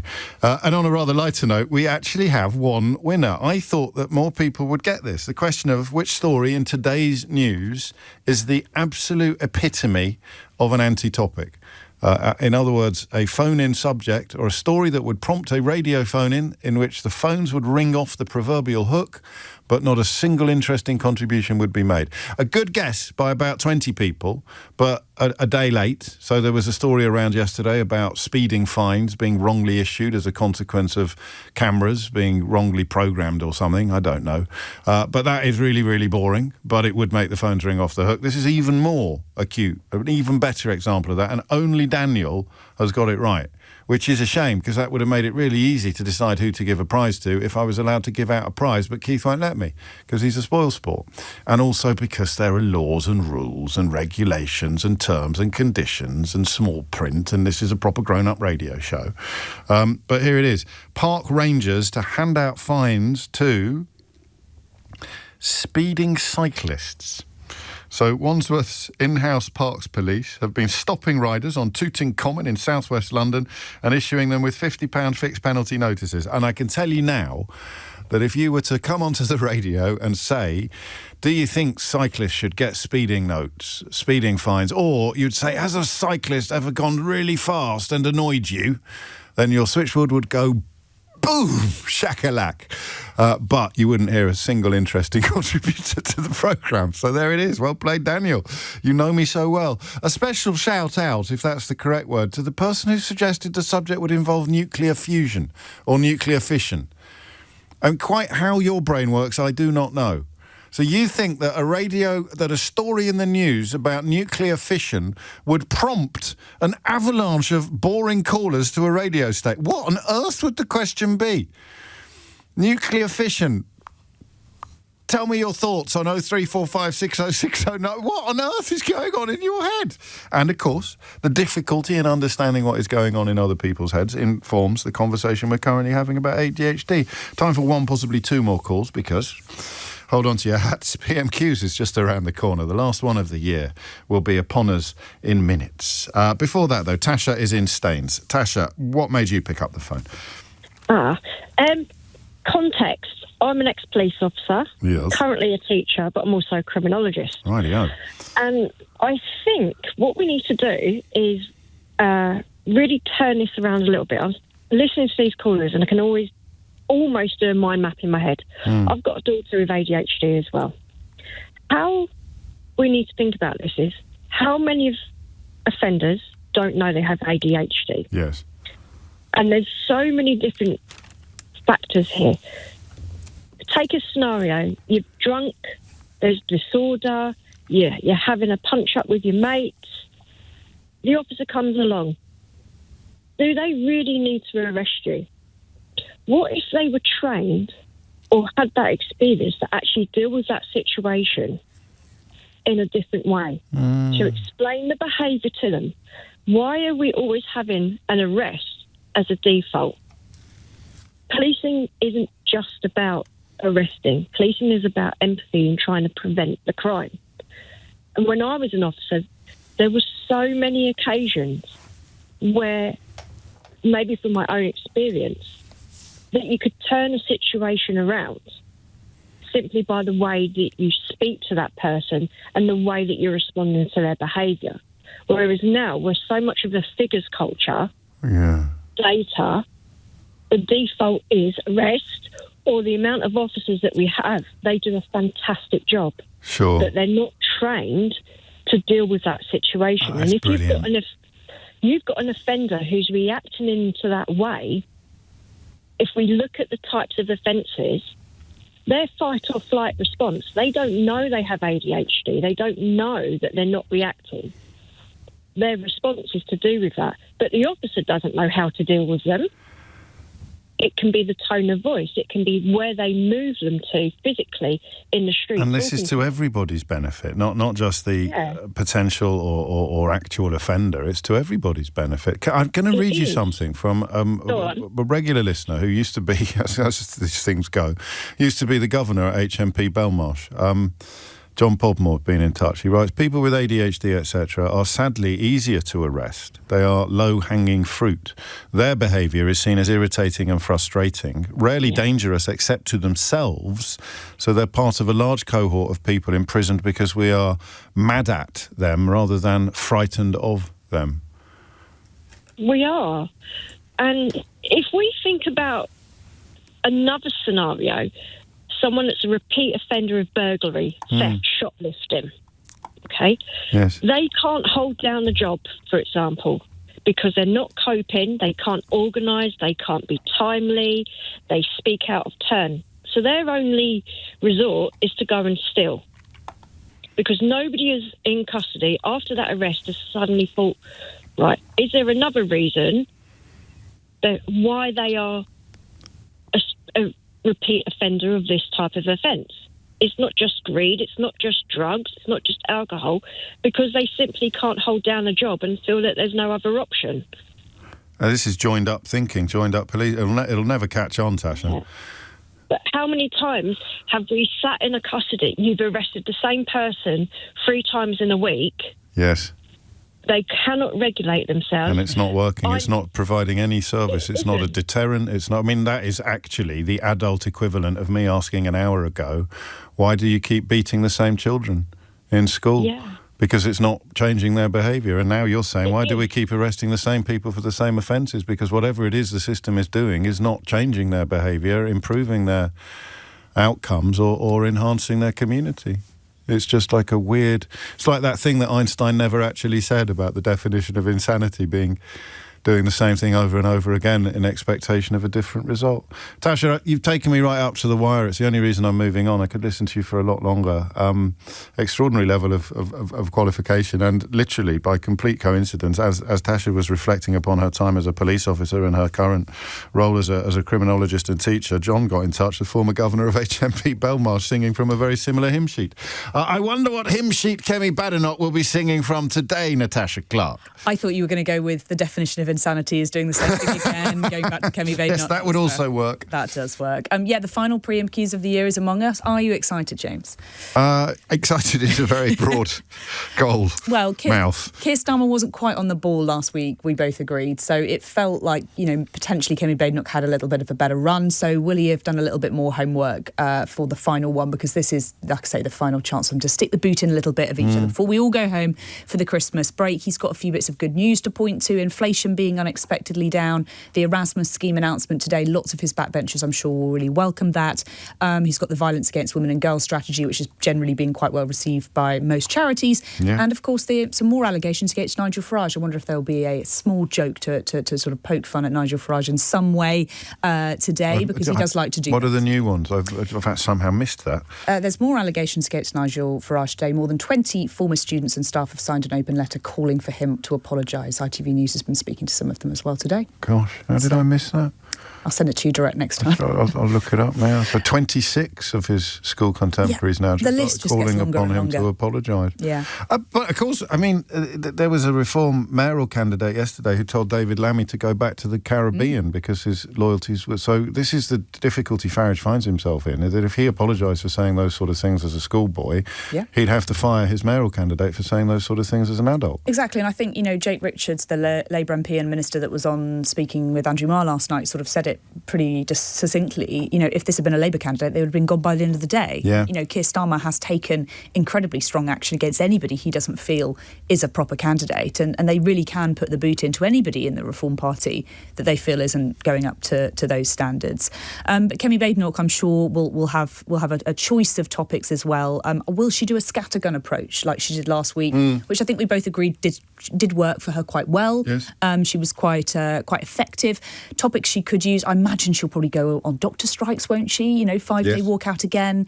The Tories say they want to ban this kind of strike. We've got flu season, that last-minute deal with West Streeting failing to get over the line.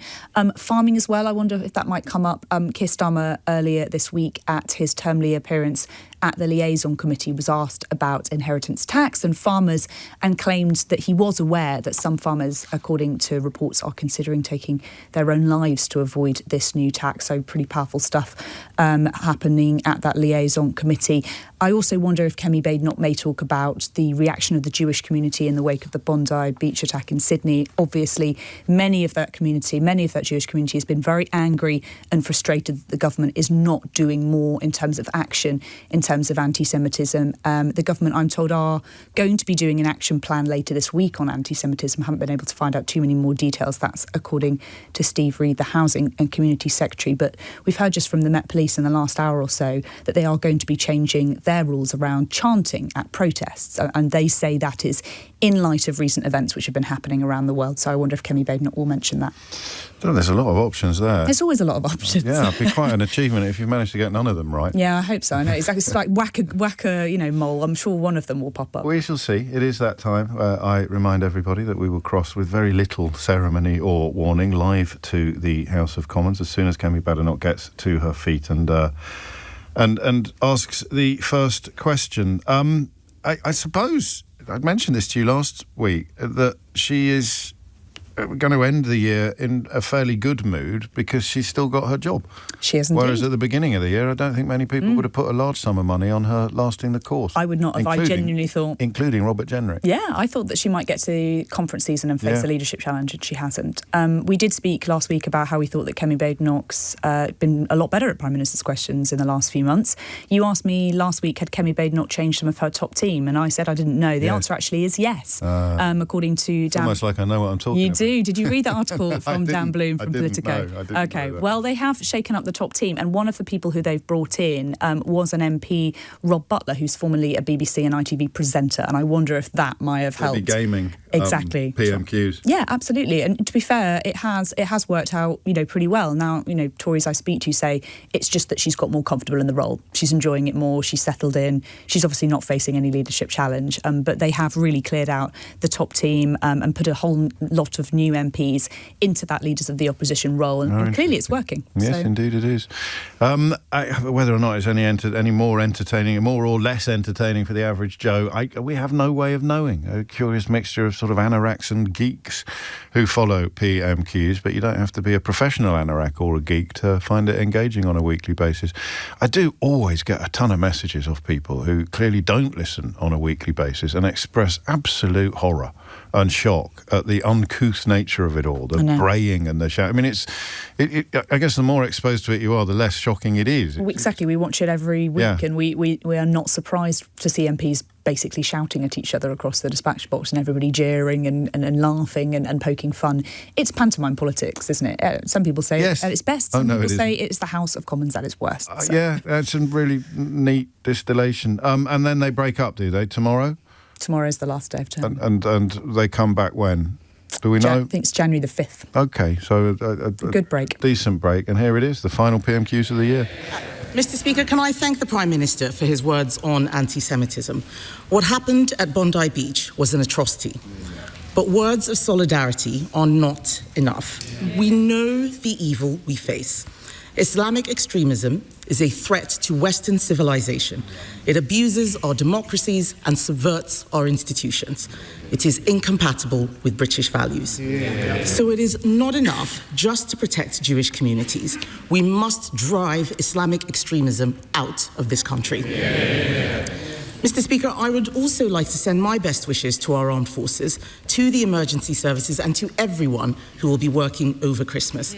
And I would also like to take this opportunity to wish you, Mr. Speaker, the House staff, and all members of this House, including the Prime Minister, a very Merry Christmas. Mr. Speaker, it is the Prime Minister's second Christmas in Downing Street, and by his own admission, he's not in control.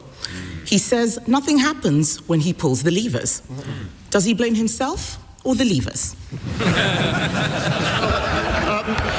Mr. Speaker, I'll just set out what we've achieved this week, Mr. Speaker. We're setting out our Violence Against Women and Girls strategy tomorrow. That is me specialist support for abuse victims and the 999 calls experts. Sorry, Prime Minister. I expect better from you. Ex-serving officer, we expect the standards of a good officer. Prime Minister. The next lever was 500 jobs protected at Grangemouth.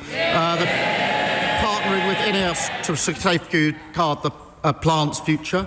Next lever was Erasmus scheme, which is being announced later on today from January 2027. The next lever, Mr. Speaker, the Employment Rights Bill, became law. The biggest uplift in workers' rights in a generation. I've got a whole more list, Mr. Speaker. I could go on for a very long time. Not sure exactly what that had to do with the question, Mr. Speaker. The fact is, the Prime Minister promised economic growth, but the only thing that's grown is his list of broken promises. He promised to reduce unemployment, but yesterday, unemployment hit its highest level since the pandemic. It has gone up every single month since he came into office. Why is that? Mr. Speaker, the facts are these: 350,000 more people in work this year. We've got the lowest inactivity rate for 5 years. We are taking a number of measures to address this, particularly with the young unemployed. I would remind them that under their watch, unemployment averaged 5.4%, higher than it is today. You two. Mr. Speaker, I don't know what planet the Prime Minister is living on, but unemployment has gone up every single month under him. Youth unemployment, record levels. Graduate recruitment, lowest ever. He promised that he wouldn't increase taxes on working people, but he has. Last year, he increased national insurance. Last month, he froze income tax thresholds. So will the Prime Minister finally be honest and admit he broke his promise on tax? Prime Minister.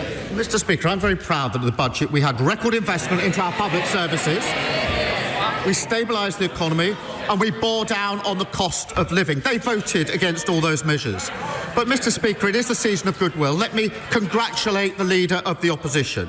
She's broken her own record since last week. Last week, 21 former Tory MPs had walked away to reform. She's broken that record because this week it's gone to 22. The former Vice Chair has now gone. So the question is, who's next? Now, it's hard to name anyone. Mr. Speaker, it's hard to name anyone because according to the Shadow Transport Secretary, the Shadow Cabinet is full of, he says, non-entities. That's you lot. He should know. Mr. Speaker, the Prime Minister is talking about non-entities as he looked at his cabinet. A bunch of turkeys, they could fit right in a Bird and Matthews factory. And he is one to talk. Last week, his MPs were calling him a caretaker Prime Minister. After what he's done to the economy, they should be calling him the Undertaker Prime Minister. Let's look at what else he's promised. The Prime Minister gave his word that he would help pubs. Yet they face a 15% rise in business rates because of his budget. Will the Prime Minister be honest and admit his taxes are forcing pubs to close? Prime Minister, she knows very well that the temporary relief that was put in place during COVID has come to an end. That was the scheme they put in place. We supported it, but it was always a temporary scheme coming to an end. We've now put in place a £4 billion transitional relief. We've also taken other measures, creating hospitality zones, greater licensing freedoms and tackling late payments. We're also bearing down on the cost of living, Mr. Speaker, so more people enjoy a drink or a meal out, freezing rail fares, freezing prescription charges, £150 off energy bills, driving wages up. What did they do in relation to each of those, Mr. Speaker? They voted against each and every one of those measures. Mr. Speaker, what pubs has he been speaking to? They've been barred from all of them. And let's look at another broken promise. I don't know why they're shaking their heads. It's not my fault they've got nowhere to drown their sorrows. Let's look at another broken promise. He promised to end the doctors' strike. He gave the doctors a 28.9% pay rise. What did he get in return? This morning, they've gone back on strike for the third time. In the middle of winter, in the middle of the worst flu crisis in years. Mr. Speaker, this shouldn't be allowed. We already banned strikes by the police and the army. Why doesn't he put patients first, show some backbone, and ban doctors' strikes? Mr. Speaker, let me be clear about the strikes. They're dangerous and utterly irresponsible. And my message to resident doctors is don't abandon patients, work with us to improve conditions and rebuild the NHS. But, Mr. Speaker, they left the NHS absolutely on its knees, waiting lists through the roof and confidence absolutely rock bottom. And, Mr. Speaker, I take no lecture for them on industrial harmony. More days were lost to strike action on their watch than any year since the 1980s. Mr. Speaker, of course he's not going to ban doctor strikes. He doesn't have the baubles. The trade unions didn't just buy him.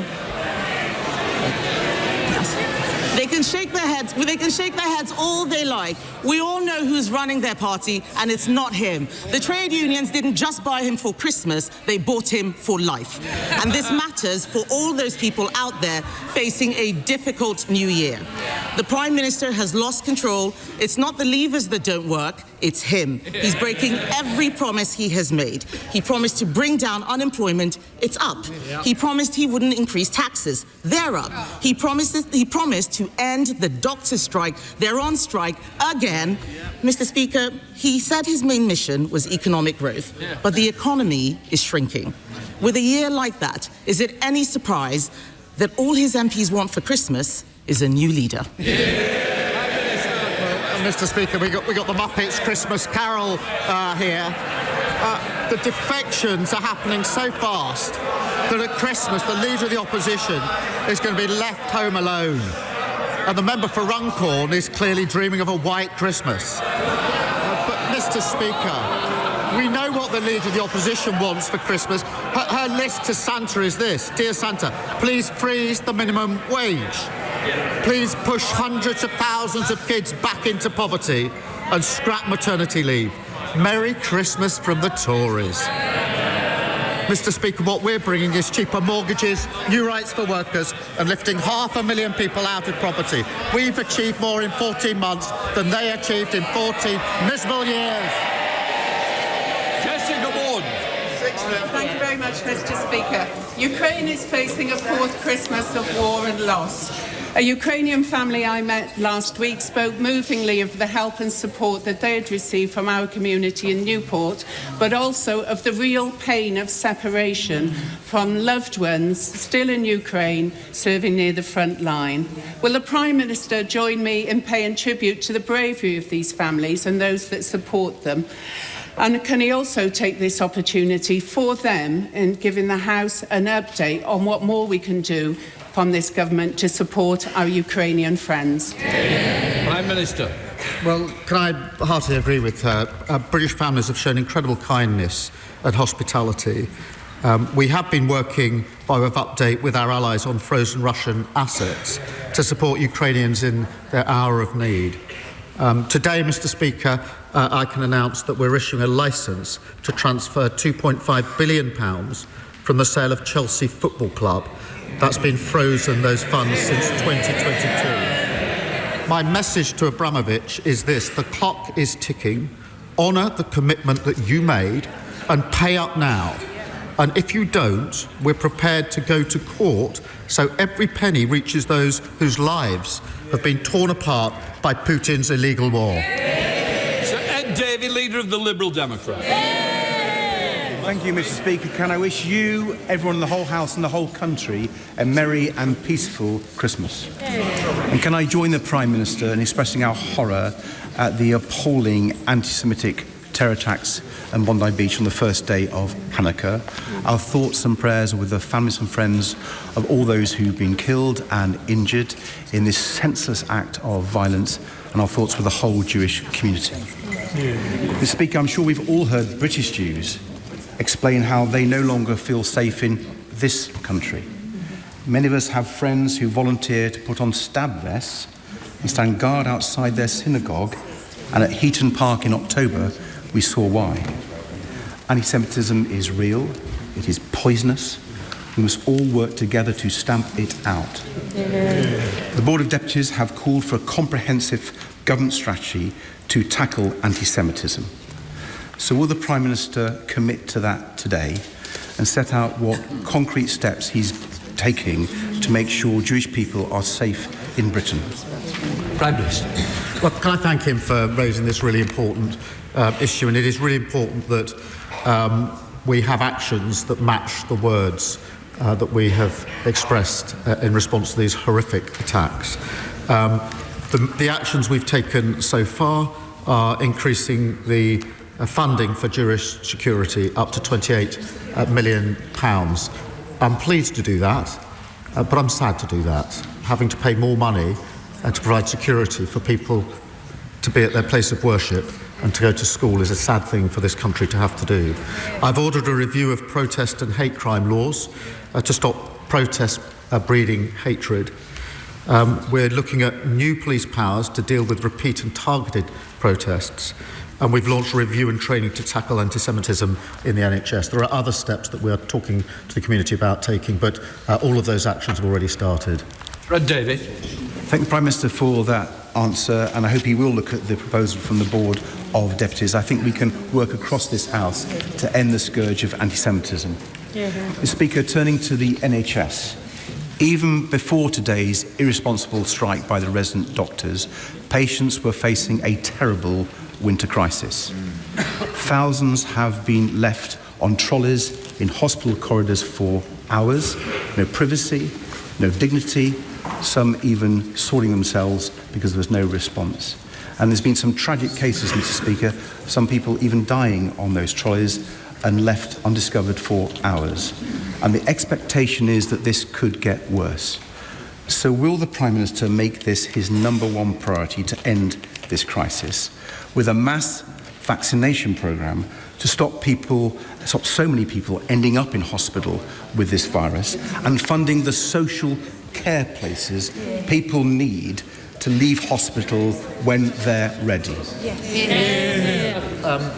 Can I say how unacceptable the conditions that some are enduring in our hospitals are? And there's no excuse, and it is our number one priority.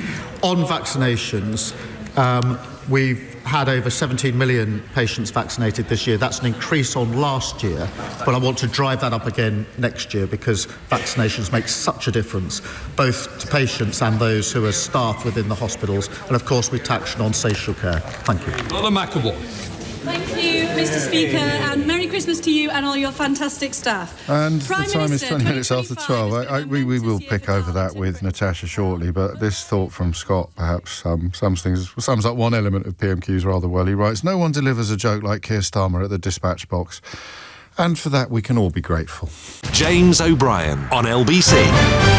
2 minutes after 12. PMQs is well, the main bit of it is over. Natasha Clark, our political editor, is with us. I think you got that pretty much right, didn't you? Another sort of potpourri. So many things, they all came up. Yes, well, true, but they did all come up, so I take the win. Yeah, obviously another scattergun sort of approach. I think Kemi Badenoch's theme was Labour's broken promises. That was what she was trying to tie all of her answers together in talking about the doctors' strikes and talking about sort of a series of other topics. But yes, obviously littered with several Christmas jokes in it. Which ones did you find most effective? Well, the one we missed was the best, apparently. At the very start. This was Keir Starmer before we crossed live to the House of Commons, with a joke that I think someone might have pinched this from me. Mr. Speaker, may I also take this opportunity to wish you, all the staff in Parliament, every member and their families across the House, a very happy Christmas. And a little festive advice to those in reform. If mysterious men from the East appear bearing gifts,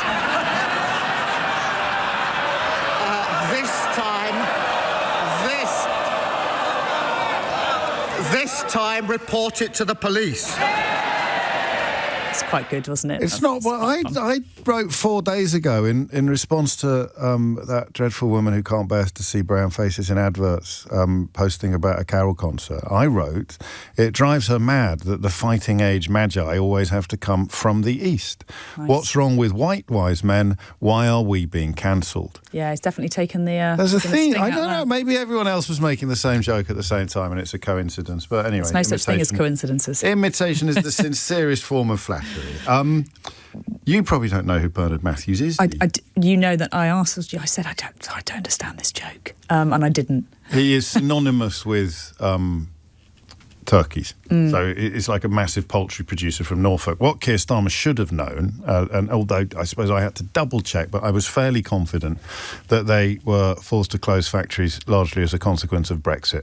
So the UK poultry giant, and this is from the AI overview, so pick a fight with them, not me. I don't read those, you know. They sometimes are really wrong. Well, I've checked this one. Okay. And the news stories back up the AI overview because you're talking about higher costs for energy, fuel, feed, and crucially, post-Brexit changes to labour shortages, restricting EU worker access, had a terribly deleterious effect upon Bernard Matthews' business. But Keir Starmer elected not to point that out. Maybe just not on the tip of his tongue. Probably doesn't know, to be fair. Who does?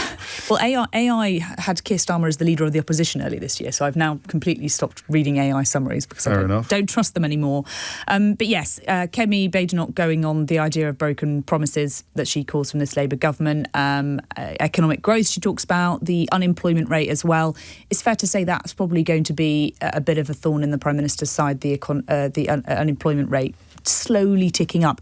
If it goes over 5.4%, Keir Starmer is not going to be able to say, well, under the Tories, it was far worse. It was 5.4% on average under them. If it continues to tick up anymore, he's not going to be able to have that excuse to use. And you know, it's fair to say, you know, lots of people worried about the economy, graduate recruitment, as Kemi Badenoch was talking about, his promises not to increase taxes, national insurance, freezing those income taxes at the budget. And, you know, he's got a definite definitely, I think, a weaker argument on the economy, and she's able to sort of point the boot in. Both parties, of course, are suffering from defections at the moment. We had Jamie Driscoll, the former mayor, the Labour mayor, defecting to the Green Party earlier today, which is an interesting one. A bit embarrassing for Keir Starmer.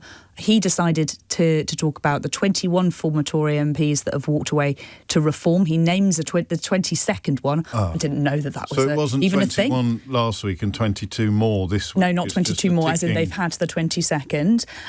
Started talking about how he thought that the shadow front bench was full of non-entities, and then Kemi Badenoch went, well, what about you guys? Have you looked at your cabinet? That was pathetic, wasn't it? Didn't really work. That was there. a real, well, I know you are, but what am I? Kind of moment, which you maybe would expect better in PMQ. Well, so there have been 22 Tories defecting to Reform UK, have there? According to Keir Starmer, I've not written them all down. And you, as the political editor of LBC, and I, as the presenter name of the 4 of them. biggest show in town, couldn't name the most recent, the deputy chair. It wasn't even. But so surely, I'll tell you who's going to be very. I think he's referring to Jonathan Gullis, which was last week. Oh, Jonathan Gullis. I think that's where it is. I thought that was last week. I thought that can't be him. That was ages ago.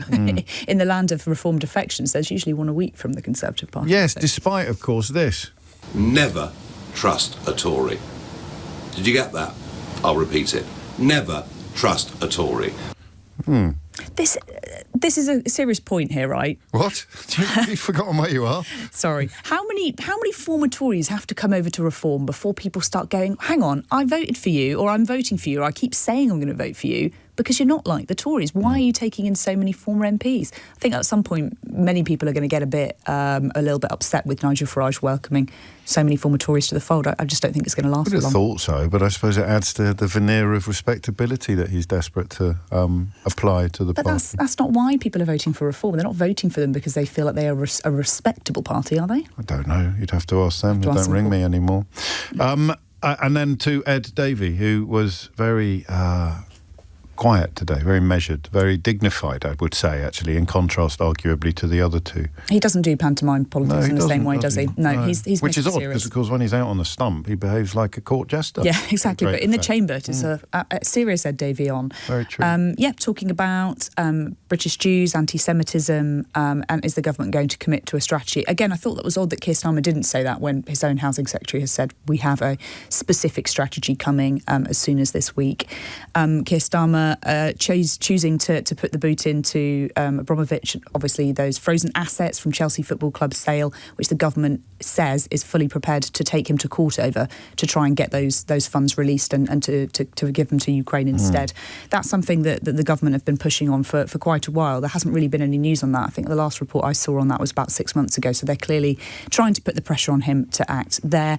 Ed Davey also talking, obviously we didn't do our predictions on Ed Davey, did we? But NHS strikes and hospital care, corridor care, some really shocking sort of descriptions, people dying on corridors, calling on the Prime Minister to do a mass flu vaccination programme to stop people ending up in hospital care.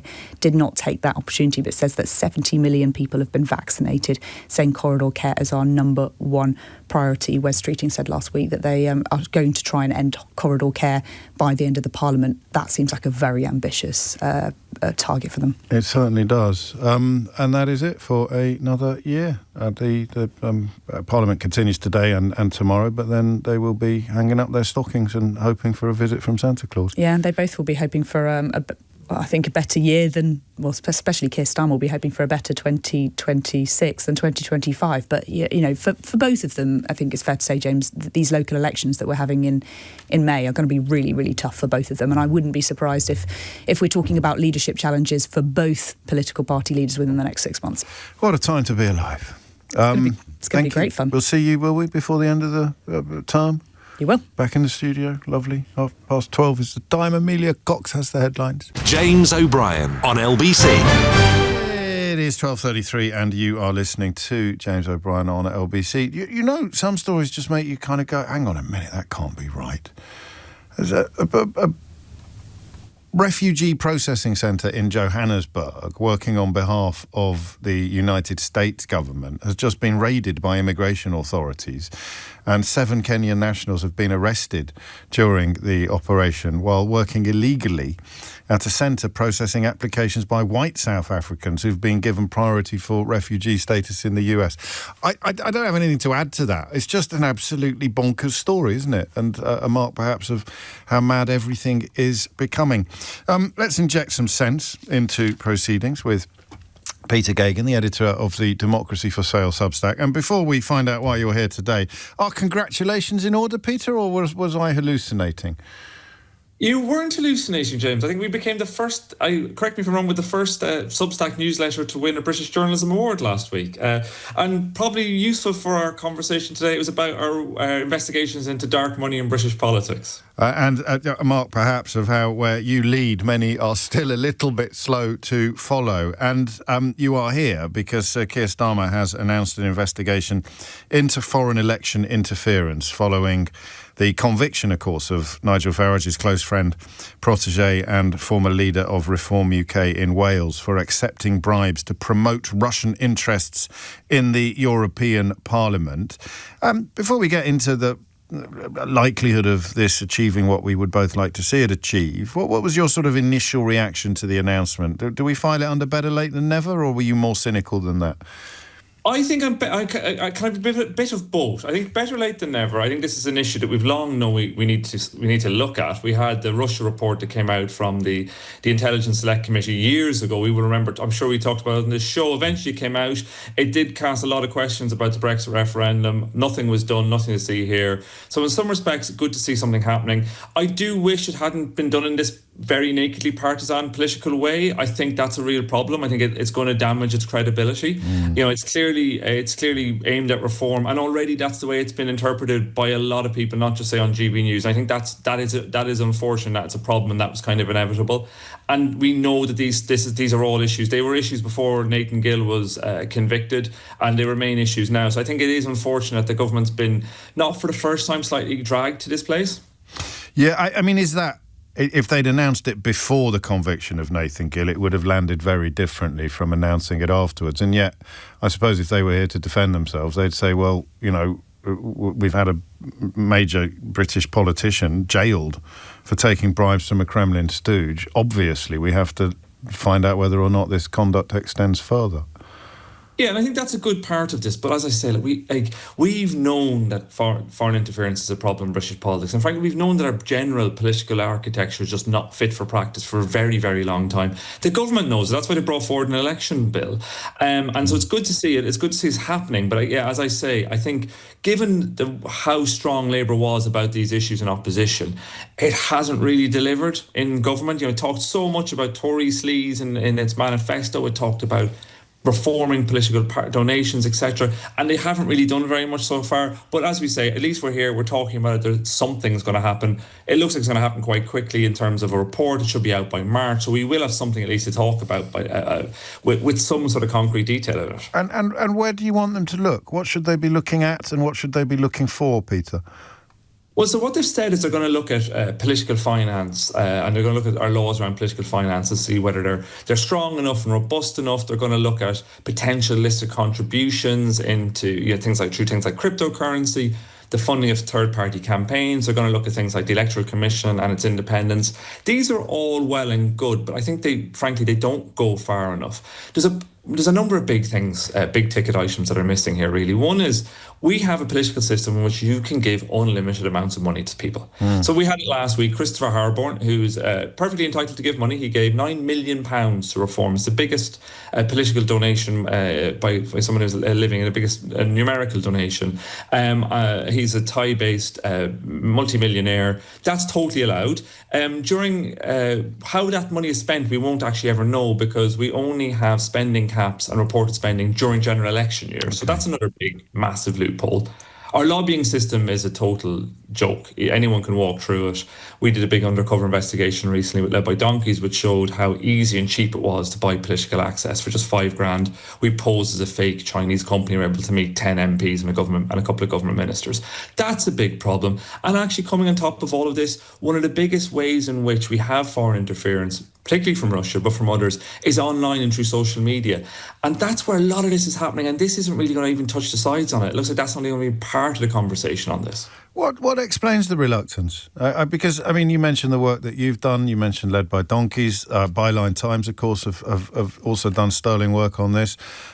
Sergei Christo himself, a whistleblower on very obvious, very naked attempts by Russian diplomats, in his case, to infiltrate or influence the Conservative Party. Why wouldn't there be a greater desire, a greater appetite from a Labour government to look into all of this? Could it be because they're frightened of other things that might emerge? I think my general kind of Occam's razor approach on this, what's the most likely outcome, is what I've always found is basically a general election is 650 mini general elections. So every MP in Parliament has won their own little general election. So they know how this system works. They think it's broken, most of them. They think it's really bad. We incentivise politicians, because we have unlimited donations, we incentivise politicians to get into positions where effectively, if access isn't been sold, some suggestion is always going to be hanging around. So we kind of incentivise scandals, which is a very bad way. It feeds this massive distrust in our politics. So even on that level, it's bad.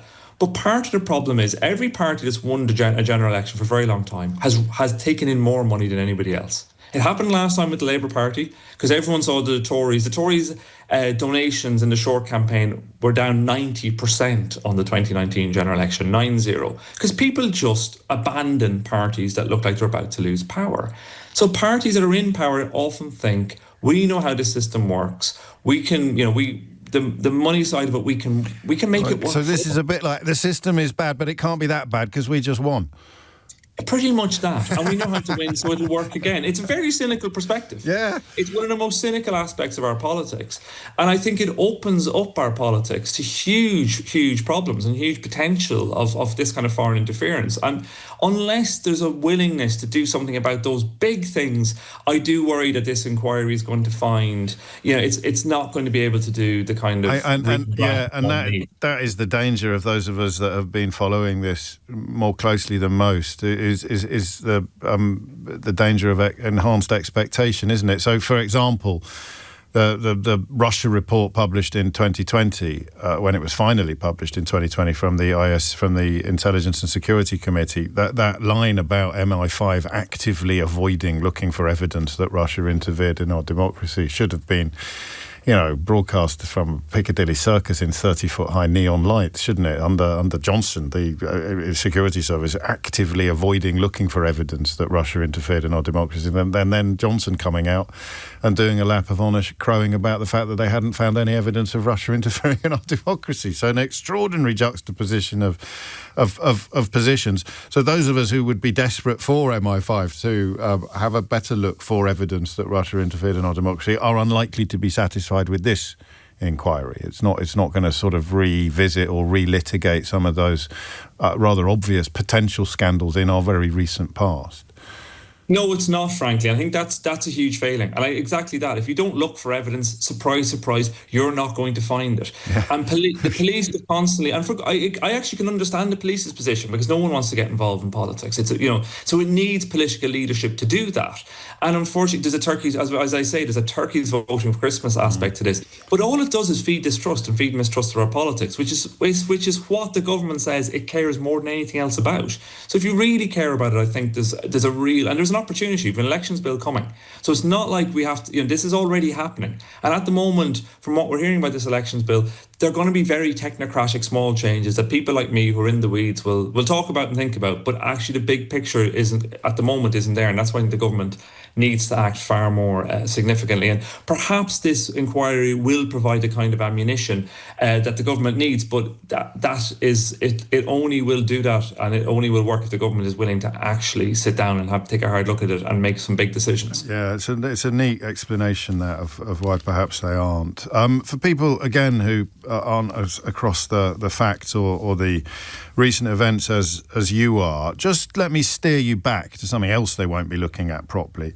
What would, to the uninitiated, how would you best describe what has almost certainly happened with regard to social media interference and influence? How Russian-sponsored actors have, if you like, poisoned the well of public discourse in this country? Well, we know this has been happening now for a very long time. It's for over 10 years. The Internet Research Agency working out of St. Petersburg initially, and now we are seeing just incredible number of bot accounts, incredible number of pushing of, and what's fascinating is pushing multiple messages that are basically there to sow discord and sow division. And that's been happening since before the Brexit referendum. We know that. And it's been supercharged. It's been supercharged for two reasons. One of the reasons is just more of it's happening. AI is also changing the game on this. You can do this. Before you had to have physical people sitting in St. Petersburg or in troll farms in Macedonia doing this stuff. You actually don't even need real people to do it anymore. You can do it all with AI. But at the same time, the tech barons, Elon Musk of this world, who himself has talked about interfering in British politics, let's not forget, they have open season on this. And what that is doing, it's also driving a new news cycle in the UK. So you've seen some, the rise of things like GB News, the way in which our general political Overton window has shifted so quickly and so fast and so polarised. We're becoming increasingly polarised. And I think you can only see that within the context of social media. And I think that's the important thing to think about as well. When you're thinking about interference, both domestic and international, often it's not about achieving a single political outcome. We want this one thing to happen. It's about achieving division and polarisation, because that just weakens societies, it weakens governments, it weakens the ability to do anything. And you end up having, as you've seen in the last few years here in the UK, increasingly angry conversations, increasingly angry arguments. And social media has really just absolutely supercharged it, and it does it at a fraction of the price. It does it for almost nothing, and our unwillingness to even have that conversation, to even grapple with that, and we need the Culture Secretary to really come out and talk about this stuff too. I think there's been a real resistance to, I've heard some of the comments that just seem absolutely, we're not going to tell people what people should say, and so, well, it's not about that. It's about actually using legislation that already exists. Yeah, and I mean, it sometimes feels like a lonely business, doesn't it? Pointing out that the polarity is the point. And most recent examples would include trying to portray London as some sort of crime-ridden hellhole, which adds to the sense of division and, of course, is now being taken up by UK politicians who've appointed themselves as sort of latter-day Lord Haw-Haws. But a lot of these roads lead back to foreign interference. Almost all of them lead back originally to foreign interference. The problem, and I know you appreciate this, is that no one realises they've been a victim of it. Nobody thinks that their opinions are a result of, St. Petersburg bot farms interfering with their Facebook page in the run-up to the Brexit referendum, any more than somebody listening to this 100 miles outside London believes that the reason why they're convinced London is a crime-ridden hellhole is because of propaganda that's been punted by our enemies and taken up by some of our own journalists and politicians. I mean, it's a brilliant operation, isn't it, to be clear? Well, the extent of it, the radicalisation aspect of this, because what you do is you take these things that already exist, and that's what Russia did so well. Look at the 2016 presidential election. All this stuff now, we can never talk about Russia and Trump, but what's fascinating, if you look at what was happening, at some instances, Russian Facebook pages were running both pro and anti-Hillary Clinton protests next to each other. It was really clever, and they were kicking off. There was huge conflagrations. And all what you ended up there was just discord and division. So what you do is you take these nubs that already exist in our societies. There is always, we don't all agree with all of each other all the time, and you sit within them and you radicalise them and push them further and further, and that's exactly what's happened. And there seems to be a complete unwillingness on any of our parts to kind of want to sit down and go, okay, what's happened here and how do we unspool this? And I think, unless we are willing as well to have that conversation about the role of big tech in our politics, all of this is going to be for naught as well. I think that is also a crucial part of this. Thank you, Peter Geoghegan, editor of the award-winning Democracy for Sale Substack, and always a great pleasure to have you on the programme for reasons that will be obvious to anyone who's just been listening to you for the first time. The time is 12:48. We'll hop over the Atlantic next, because one of Donald Trump's key allies and closest colleagues, really, or some of the most senior appointments, has given a succession of interviews which have been collated into one article, which, I mean, frankly, could have been written by his harshest critic. Another extraordinary development. To add to yesterday's attempt to make some sense of his appalling abuse of the murdered film director Rob Reiner and his murdered wife, Michelle Singer-Reiner. Their own son now under arrest for those murders, but Donald Trump turning it into some bizarre combination of celebration and attack. Just a slight sense, and you always have to be wary of some of the people closest to him beginning to wake up to what he's really like. More on that after this. James O'Brien on LBC. It is 12:52. You are listening to James O'Brien on LBC. Scott Lucas is the Professor of American Politics at University College Dublin, and Susie Wiles is Donald Trump's Chief of Staff. Mix all of those things together with an attention-grabbing profile in Vanity Fair magazine, and you have another example of cracks appearing in the MAGA facade, although these cracks are as potentially significant as they are entertaining. Scott, give us a thumbnail sketch, if you would.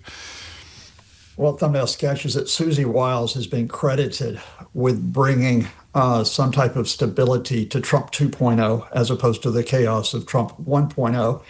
And that stability has underpinned the destruction that the Trump administration has been able to wield at home and abroad. So it comes as a surprise that when Vanity Fair, in what effectively started off as looks like as a PR spread, all the glossy photographs of Trump's key advisors, J.D. Vance, Marco Rubio, Stephen Miller, a number of them were interviewed, not just Wiles, with the veteran reporter Chris Whipple. But Whipple comes out and focuses on Wiles because he had 11 interviews with her, and he recorded all of them. They were on the record. So when Wiles comes out with the following about personalities to start off with, it's damaging. Trump has the personality of an alcoholic, even though he doesn't drink. That's significant because Susie Wiles, who's the daughter of a famous sports broadcaster named Pat Summerall, he was an alcoholic. J.D. Vance is a conspiracy theorist. Pam Bondi is incompetent. Marco Rubio, and notice this contrast, is ideological and principled. We may come back to that in a second. Now, what Wiles says on the specific, and Elon Musk is an odd duck who is hooked on ketamine. Now, just to stress, hang on, for anyone just tuning in, this is Donald Trump's Chief of Staff. Not us. Yeah. We're not going to get in legal trouble here. This is Susie Wiles. Yeah, Donald Trump's Chief of Staff describing Donald Trump's key consiglieri and allies.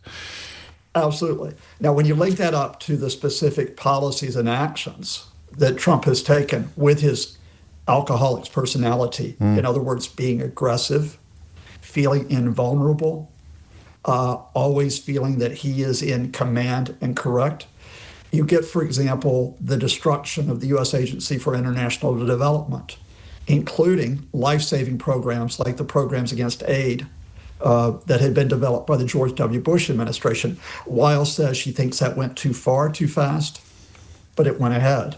When you talk about the deportations of migrants, sometimes legal migrants, mothers and children among them, Wiles thinks that was sometimes too aggressive, but she let it go ahead. When you talk about Musk destruction of the government, at that point, she says, that probably went a bit too far. Although we have to remember that Musk's destruction of government was sanctioned by Donald Trump.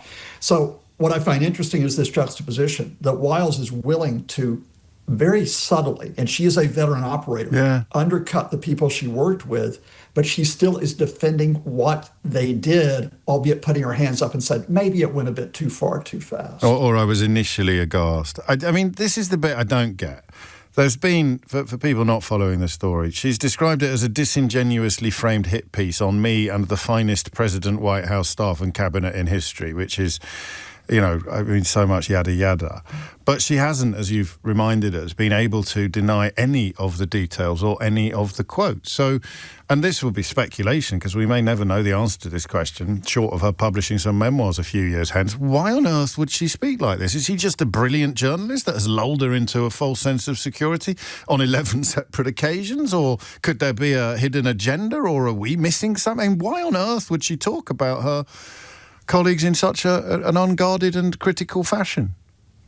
And that's the huge question, which has significance beyond the damage that we talked about.